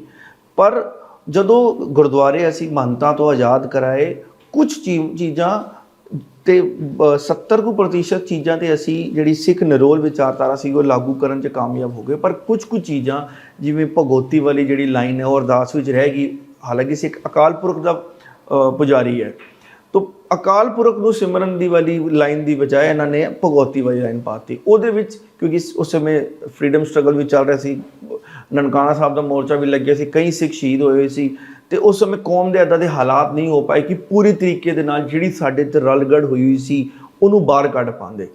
ਤੇ ਉਸ ਤੋਂ ਬਾਅਦ SGPC ਵੱਲੋਂ ਵੀ ਰਾਜਨੀਤੀ ਪ੍ਰੈਸ਼ਰ ਕਰਕੇ ਇਹ ਸਭ ਚੀਜ਼ਾਂ ਢੰਗ ਨਾਲ ਠੀਕ ਨਹੀਂ ਹੋ ਪਾਈਆਂ, ਜਿਹੜੀਆਂ ਹਜੇ ਵੀ ਰਲਗੜ ਪਈਆਂ ਹੋਈਆਂ ਨੇ, ਜਿਹਦਾ ਇਹ ਸਾਡੇ ਜਿਹੜੇ ਸਿੱਖਾਂ ਤੇ ਅਟੈਕ ਕਰਦੇ, ਬੌਧਿਕ ਅਟੈਕ, ਉਹਨਾਂ ਨੂੰ ਇੱਦਾਂ ਦੀ ਚੀਜ਼ਾਂ ਮਿਲ ਜਾਂਦੀਆਂ ਨੇ। ਬਟ ਸਾਰੀਆਂ ਦੇ ਉੱਤੇ ਜਿਹੜੀ ਚੀਜ਼ ਗੱਲ ਹੈਗੀ ਉਹ ਗੁਰੂ ਗ੍ਰੰਥ ਸਾਹਿਬ, ਉਹਦੇ ਵਿੱਚ ਸਾਨੂੰ ਕਲੀਅਰ ਕਨਸੈਪਟ ਹੋ ਜਾਂਦਾ ਕਿ ਨਾ ਤੇ ਸਿੱਖ ਬ੍ਰਹਮਾ ਵਿਸ਼ਨੂੰ ਮਹੇਸ਼ ਦਾ ਪੁਜਾਰੀ ਹੈ, ਬਲਕਿ ਇੱਕ ਰਿਜੈਕਟ ਕੀਤਾ ਨਾ ਰਾਮ ਕ੍ਰਿਸ਼ਨਾ ਦੇਵੀ ਦੂਵੀ ਕਿਸੇ ਦਾ ਵੀ ਪੁਜਾਰੀ ਨਹੀਂ ਹੈ।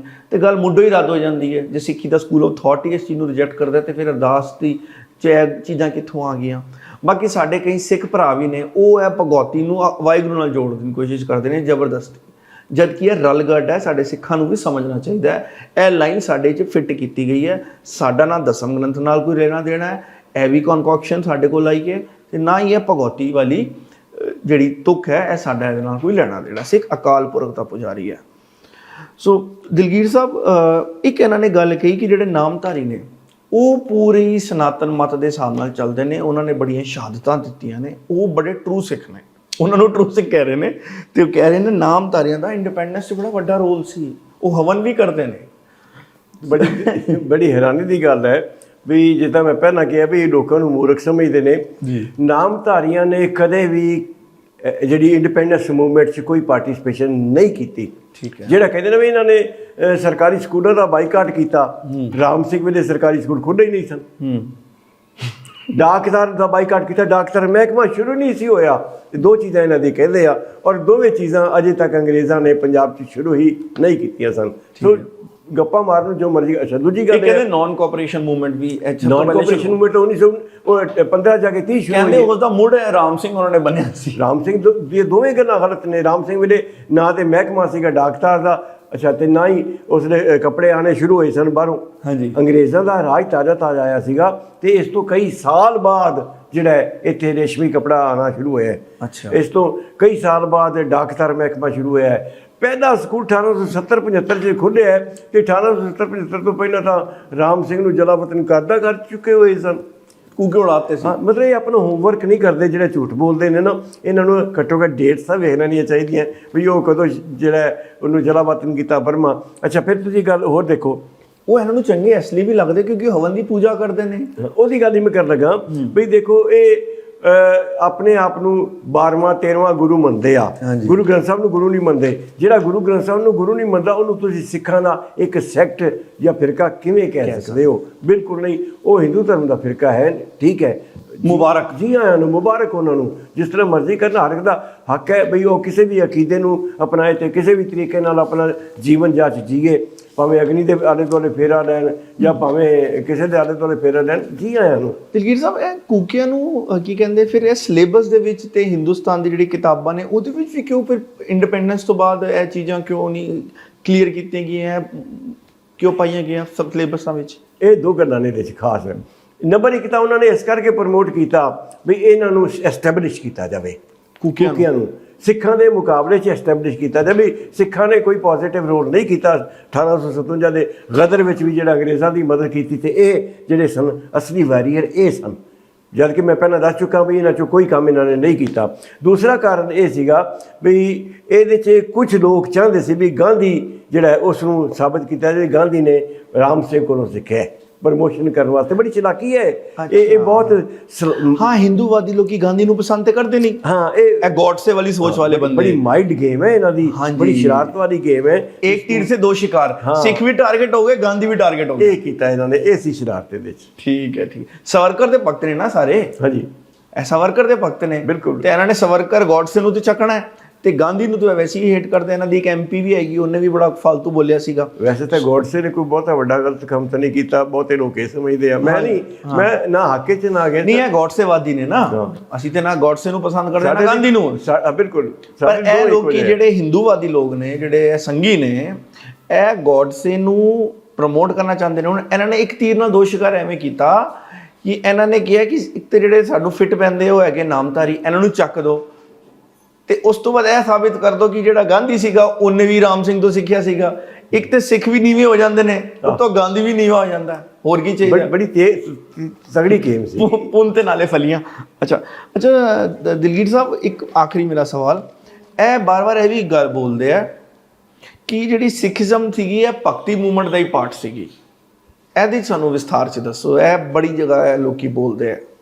ਭਗਤੀ ਮੂਵਮੈਂਟ ਜਿਹੜੀ 12ਵੀਂ ਸਦੀ ਸ਼ੁਰੂ ਹੁੰਦੀ ਹੈ। ਠੀਕ ਹੈ। ਗੁਰੂ ਨਾਨਕ ਸਾਹਿਬ 16ਵੀਂ ਸਦੀ 'ਚ ਆ ਕੇ ਆਪਣਾ ਪ੍ਰਚਾਰ ਕਰਦੇ ਸੀ 1507 ਤੋਂ। ਠੀਕ ਹੈ। ਤੁਸੀਂ ਮੈਨੂੰ ਦੱਸੋ ਵੀ 300 ਸਾਲ ਭਗਤੀ ਮੂਵਮੈਂਟ ਚੱਲਦੀ ਰਹੀ ਹੈ।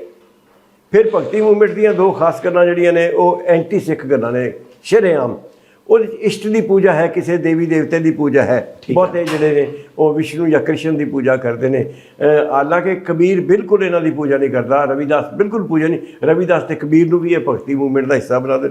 ਮੈਂ ਹੈਰਾਨ ਹਾਂ ਵੀ ਕਈ ਵਾਰੀ ਕਈ ਬੰਦਿਆਂ ਨੇ ਤਾਂ ਸ਼ੇਖ ਫਰੀਦ ਨੂੰ ਵੀ ਭਗਤੀ ਮੂਵਮੈਂਟ ਦੇ ਵਿੱਚ ਸ਼ਾਮਿਲ ਕੀਤਾ, ਹਾਲਾਂਕਿ ਉਹ ਮੁਸਲਮਾਨ ਸੀਗਾ, ਬੜਾ ਵੱਡਾ ਪ੍ਰਚਾਰਕ ਸੀ ਸੂਫੀਜ਼ਮ ਤੇ ਇਸਲਾਮ ਦਾ। ਸੋ ਗੁਰੂ ਨਾਨਕ ਸਾਹਿਬ ਦੀ ਕੋਈ ਗੱਲ ਵੀ ਐਸੀ ਨਹੀਂ ਜਿਹਦਾ ਇਹਨਾਂ ਦੇ ਭਗਤੀ ਮੂਵਮੈਂਟ ਦੇ ਨਾਲ ਮੇਲ ਹੁੰਦਾ ਹੋਵੇ। ਜਾਣ ਕੇ ਵੀ ਇਸ ਨੂੰ ਛੋਟੀ ਚੀਜ਼ ਸਾਬਤ ਕਰਨ ਵਾਸਤੇ ਉਸ ਨੂੰ ਭਗਤੀ ਮੂਵਮੈਂਟ ਦਾ ਹਿੱਸਾ ਬਣਾ। ਭਗਤੀ ਮੂਵਮੈਂਟ ਦਾ ਕੋਈ ਸੰਬੰਧ ਨਹੀਂ। ਨਾਲੇ ਸਿੱਖ ਕਾਨਸੈਪਟ ਵਿੱਚ ਭਗਤੀ ਦਾ ਕਾਨਸੈਪਟ ਹੀ ਅਲੱਗ ਹੈ। ਕਿਸੇ ਇੱਕ ਦੇਵੀ ਦੇਵਤਾ ਦੀ ਭਗਤੀ ਹੈ ਹੀ ਨਹੀਂ, ਸਿਰਫ ਅਕਾਲ ਪੁਰਖ ਦੀ ਭਗਤੀ ਹੈ। ਔਰ ਉਹਨਾਂ ਵਿੱਚੋਂ ਨਾਮਦੇਵ ਜਿਹੜਾ ਹੈ ਉਹਨੂੰ ਵੀ ਗਲਤ ਪਾਉਂਦੇ ਆਪਣੀ ਭਗਤੀ ਮੂਵਮੈਂਟ 'ਚ। ਨਾਮਦੇਵ ਤਾਂ ਪਰਮਾਤਮਾ ਦੀ ਪੂਜਾ ਕਰਦਾ ਹੈ, ਇੱਕ ਅਕਾਲ ਪੁਰਖ ਦੀ ਪੂਜਾ ਕਰਦਾ ਹੈ। ਇੱਦਾਂ ਹੀ ਰਵਿਦਾਸ ਵੀ ਅਕਾਲ ਪੁਰਖ ਦੀ ਪੂਜਾ ਕਰਦਾ ਹੈ, ਕਬੀਰ ਅਕਾਲ ਪੁਰਖ ਦੀ ਪੂਜਾ ਕਰਦਾ ਹੈ, ਬਾਕੀ ਸਾਰਿਆਂ ਨੂੰ ਰੱਦ ਕਰਦਾ ਹੈ। ਇਸੇ ਕਰਕੇ ਗੁਰੂ ਗ੍ਰੰਥ ਸਾਹਿਬ 'ਚ ਉਹਨੂੰ ਥਾਂ ਮਿਲੀ ਹੈ ਕਿ ਕਿਉਂਕਿ ਉਹ ਭਗਤੀ ਮੂਵਮੈਂਟ, ਅਖੌਤੀ ਭਗਤੀ ਮੂਵਮੈਂਟ ਤੋਂ ਬਿਲਕੁਲ ਅਲੱਗ ਥਾਟ ਰੱਖਦੇ ਨੇ। ਔਰ ਉਹ ਥਾਟ ਰੱਖਦੇ ਜਿਹੜਾ ਗੁਰਮਤਿ ਦੇ ਨੇੜੇ। ਭਗਤ ਨਾਮਦੇਵ ਜੀ ਦਾ ਬੜਾ ਫੇਮਸ ਸ਼ਲੋਕ ਹੈਗਾ, ਪਾਂਡੇ ਤੁਮਰੀ ਗਾਇਤਰੀ ਲੋਦੇ का खेत खाती थी लेके ठेंगा तंगड़ी तोड़ी लागत लागत जाती थी। पांडे तुमरा महादेव ਤੁਹਾਡਾ शिव ਧੌਲ ਬਲਦ पे बैठा देखा था। ਮੋਦੀ ਕੇ ਘਰ ਖਾਣਾ ਪਾਕਾ ਵਾਹ ਕਾ ਲੜਕਾ ਮਾਰਿਆ ਸੀ। ਇੰਨਾ ਕ੍ਰੋਧੀ ਸੀਗਾ, ਕਿਸੇ ਦੇ ਘਰ ਖਾਣਾ ਪੱਕਿਆ ਸੀ, ਉਹਦੇ ਚ ਨਮਕ ਨਹੀਂ ਸੀਗਾ ਤੇ ਉਹਨਾਂ ਦਾ ਮੁੰਡਾ ਮਾਰਤਾ। ਨਾ ਹਮ ਹਿੰਦੂ पांडे तुमरा रामचंद सो भी आवत देखा था। रावण सेती सरवर होई घर की जोए गवाई थी। ਜਿਹੜਾ ਆਪਣੀ ਜਨਾਨੀ ਨਹੀਂ ਬਚਾ ਪਾਇਆ ਉਹ ਕਿਸੇ ਦੀ ਕੀ ਰੱਖਿਆ ਕਰੂਗਾ। ਹਿੰਦੂ ਅੰਨਾ ਤੁਰਕੂ ਕਾਣਾ ਦੋਵਾਂ ਤੇ ਗਿਆਨੀ ਸਿਆਣਾ। ਹਿੰਦੂ ਪੂਜੇ ਦਿਓਹਰਾ ਮੁਸਲਮਾਨ ਮਸੀਤ ਨਾਮਾ ਸੋਹੀ ਸੇਵਿਆ ਨਾ ਦਿਓਹਰਾ ਨਾ ਮਸੀਤ। ਤੇ ਜਿਹੜੇ ਇੱਕ ਨਾ ਇਹਨਾਂ ਵਿੱਚ ਇਹ ਵੀ ਕਹਿੰਦੇ ਸੀ ਕਿ ਇਹ ਨਾ ਇਸਲਾਮ ਦੀ ਕੀ ਲਫ਼ਜ਼ ਯੂਜ਼ ਕੀਤਾ ਸੀ, ਮੈਂ ਤੁਹਾਨੂੰ ਦੱਸਦਾ, ਲੈਗ ਵਰਜਨ ਆਫ ਇਸਲਾਮ ਨੂੰ ਪ੍ਰਮੋਟ ਕਰ ਰਹੇ ਸਿੱਖੀ ਦੇ ਬੈਨਰ ਦੇ ਵਿੱਚ। ਉਹਨਾਂ ਜਿੱਤੇ ਇਸਲਾਮ ਨੂੰ ਵੀ ਜਿਹੜੀ ਵਿਚਾਰਧਾਰਾ ਉਹਨੂੰ ਵੀ ਭਗਤ ਨਾਮਦੇਵ ਜੀ ਰਿਜੈਕਟ ਕਰ ਰਹੇ। ਮੈਂ ਦੱਸ ਕੇ ਹਟਿਆ ਵੀ ਇਸਲਾਮ ਦਾ ਤੇ ਸਿੱਖੀਜ਼ਮ ਦਾ ਕਿੰਨਾ ਫਰਕ ਹੈ। ਤੌਹੀਦ ਦਾ ਹੀ ਫਰਕ ਹੈ, ਬਾਕੀ ਤਾਂ ਗੱਲਾਂ ਛੱਡੋ। ਰਿਚੁਅਲਿਜ਼ਮ ਦਾ ਸਾਡਾ ਫਰਕ ਹੈ, ਤੌਹੀਦ ਦਾ ਫਰਕ ਹੈ। ਪਰ ਮੈਂ ਸਮਝਣਾ ਇਸਲਾਮ ਜਿਹੜਾ ਹੈ ਉਹ ਬਾਕੀ ਜਿਹੜੇ ਅਬਰਾਹਮਿਕ ਰਿਲੀਜਨ ਨੇ ਉਹਨਾਂ ਸਾਰਿਆਂ ਤੋਂ ਬਿਹਤਰ ਹੈ। ਬਿਹਤਰ ਇੱਕ ਚੀਜ਼ ਹੋਰ, ਕਈ ਸਾਡੇ ਮੁਸਲਮਾਨ, ਵੈਸੇ ਸਾਡਾ ਬੜਾ ਪਿਆਰ ਹੈ, ਸਤਿਕਾਰ ਹੈ, ਕਈ ਸਾਡੇ ਮੁਸਲਮਾਨ ਵੀ ਜੱਦੋ ਨਾ ਮੱਲੋ ਮੱਲੀ ਸਿੱਖਾਂ ਤੇ ਮੁਸਲਮਾਨ। ਦੇਖੋ ਸਿੱਖ ਮੁਸਲਿਮ ਪਿਆਰ ਇੱਕ ਜਗ੍ਹਾ ਹੈਗਾ, ਸਾਡੇ ਭਰਾ ਨੇ, ਜਿਵੇਂ ਹਿੰਦੂ ਸਾਡੇ ਭਰਾ ਨੇ, ਪਾਰਸੀ ਸਾਡੇ ਭਰਾ ਨੇ, ਕ੍ਰਿਸਚਨ ਸਾਰੇ ਭਰਾ ਨੇ। ਅਸੀਂ ਤਾਂ ਕਹਿੰਦੇ ਅਵਲ ਅੱਲਾ ਨੂਰ ਪਾਇਆ ਕੁਦਰਤ ਕੇ ਸਭ ਬੰਦੇ, ਸਾਰੇ ਸਾਡੇ ਭਰਾ ਨੇ। ਜਿਹੜੇ ਰੱਬ ਨੂੰ ਨਹੀਂ ਵੀ ਮੰਨਦੇ ਉਹ ਵੀ ਅਸੀਂ ਸਭ 'ਚ ਰੱਬ ਦੇਖਦੇ ਹਾਂ। ਪਰ ਇਹਦਾ ਮਤਲਬ ਇਹ ਨਹੀਂ ਕਿ ਅਸੀਂ ਆਪਣੇ ਸਿਧਾਂਤਕ ਤੌਰ ਤੇ ਤੁਸੀਂ ਸਾਡੀ ਵਿਚਾਰਧਾਰਾ ਨੂੰ ਜਜ਼ਬ ਕਰਨ ਦੀ ਕੋਸ਼ਿਸ਼ ਕਰੋ, ਸਾਡੇ ਗੁਰੂ ਨਾਨਕ ਦੀ ਵਿਚਾਰਧਾਰਾ ਨੂੰ ਤੁਸੀਂ ਜਜ਼ਬ ਕਰਨ ਦੀ ਕੋਸ਼ਿਸ਼ ਕਰੋ। ਭਾਈਬੰਦੀ ਅਲੱਗ ਹੈ, डिस्टॉर्शन नहीं है। डिस्टॉर्शन, तुमको तुम्हारा खूब हमको हमारा खूब। उनसे एक पिता एक उसके हम तू मेरा गुरु भाई तू मेरा गुरु भाई। सो मेरा गल कहता है कि साडे मुसलमान भरा है, मेरा उन्हों का भी बड़ा वो है, वो मैं नहीं मनता उन्हों का इंटैग्रिटी वाइज मैं उन्होंने डाउट करता, पर वो कि सिख ते मुसलमान की यह चीज़ ओके ऐसे साडी डिफरेंस ऑफ ओपीनियन होने के बावजूद भी असीं भरा है। हुण देखो इस्लामिक जिहड़ा अब्राहमिक रिलीजन है ने उन्हां वास्ते दुनिया पनिशमेंट हैगी। जे आदम ते ईव ने वो पाप ना किया हुंदा ते यह दुनिया ना होंदी। हुण साडे वास्ते ते यह जग सच्चे की है कोठरी, साडे लिए पनिशमेंट वर्ल्ड नहीं है। और सिखिज्म अलौकिक है, परलौकिक नहीं है। बिल्कुल असी इत्थे कोई पनिशमेंट करके नहीं आए, साडा यह थॉट नहीं है। असी आदम ईव नूं नहीं मानते, इस्लाम मनदा है। साडे ते कल्ले आवे नानका ਉਹਦੇ ਹੁਕਮ 'ਚ ਆਉਨੇ ਆ। ਕਾਲ ਖਾਏ ਕਿ ਛੱਥੋਂ ਦੇ ਨਾਨਕ ਰਾਹ ਪਛਾਣੇ ਸੇ। ਸਾਨੂੰ ਕੋਈ ਪਨਿਸ਼ਮੈਂਟ ਕੱਢਿਆ ਨਹੀਂ ਗਿਆ। ਨਾਲੇ ਸਵਰਗ ਨਰਕ ਦਾ ਕਨਸੈਪਟ ਹੀ ਸਾਡਾ ਅਲੱਗ ਹੈ। ਤਹਾਂ ਬੈਕੁੰਠ ਜਹਾਂ ਕੀਰਤਨ ਤੇਰਾ। ਸੋ ਮੇਰਾ ਮੁਸਲਮਾਨ ਭਰਾਵਾਂ ਨੂੰ ਵੀ ਰਿਕੁਐਸਟ ਹੈ ਕਿ ਪਲੀਜ਼ ਉਹਦੇ ਵਿੱਚ ਆ ਕੇ ਸਾਡੇ ਜਿਹੜਾ ਸਿੱਖੀ ਦਾ ਮੂਲ ਸਿਧਾਂਤ ਆ ਉਹਨੂੰ ਤੁਸੀਂ ਨਾ ਮਿਸਇੰਟਰਪ੍ਰੀਟ ਕਰੋ। ਇਹਦੇ ਨਾਲ ਭਾਈਚਾਰਾ ਵਧੇਗਾ ਨਹੀਂ, ਬਲਕਿ ਰਿਫਟ ਹੋਰ ਪੈਦਾ ਹੋਏਗੀ। ਠੀਕ ਹੈ ਨਾ ਦਿਲਗੀਰ? ਬਿਲਕੁਲ, ਕਿਸੇ ਨੂੰ ਵੀ ਨਹੀਂ ਚਾਹੀਦਾ ਕਿਸੇ ਦੂਜੇ। ਹੁਣ ਅਸੀਂ ਕਹੀਏ ਤੁਸੀਂ ਸਾਡੇ ਆਪਾਂ ਮੁਸਲਮਾਨਾਂ ਨੂੰ ਆਪਣੇ ਲੈਂਸ ਤੋਂ ਦੇਖੀਏ, ਕਿਉਂ ਬਈ? ਤੁਹਾਡਾ ਰਿਲੀਜਨ ਬੜਾ ਵਧੀਆ ਹੈ, ਤੁਮਕੋ ਤੁਮਾਰਾ ਖੂਬ ਹਮਕੋ ਹਮਾਰਾ ਖੂਬ। ਸੋ ਐਸੀ ਵਰਡ ਨਾਲ ਅਸੀਂ ਅੱਜ ਦਾ ਪ੍ਰੋਗਰਾਮ ਰੈਪ ਅਪ ਕਰਦੇ ਹਾਂ। ਤੁਹਾਨੂੰ ਅੱਜ ਦਾ ਸਾਡਾ ਪ੍ਰੋਗਰਾਮ ਕਿਵੇਂ ਦਾ ਲੱਗਿਆ ਕਮੈਂਟਸ ਤੇ ਮੇਲ ਰਾਹੀਂ ਜ਼ਰੂਰ ਦੱਸਿਓ। ਅੱਜ ਦੇ ਲਈ ਦਿਓ ਇਜਾਜ਼ਤ। ਸਤਿ ਸ਼੍ਰੀ ਅਕਾਲ। ਸਤਿ ਕਰਤਾਰ।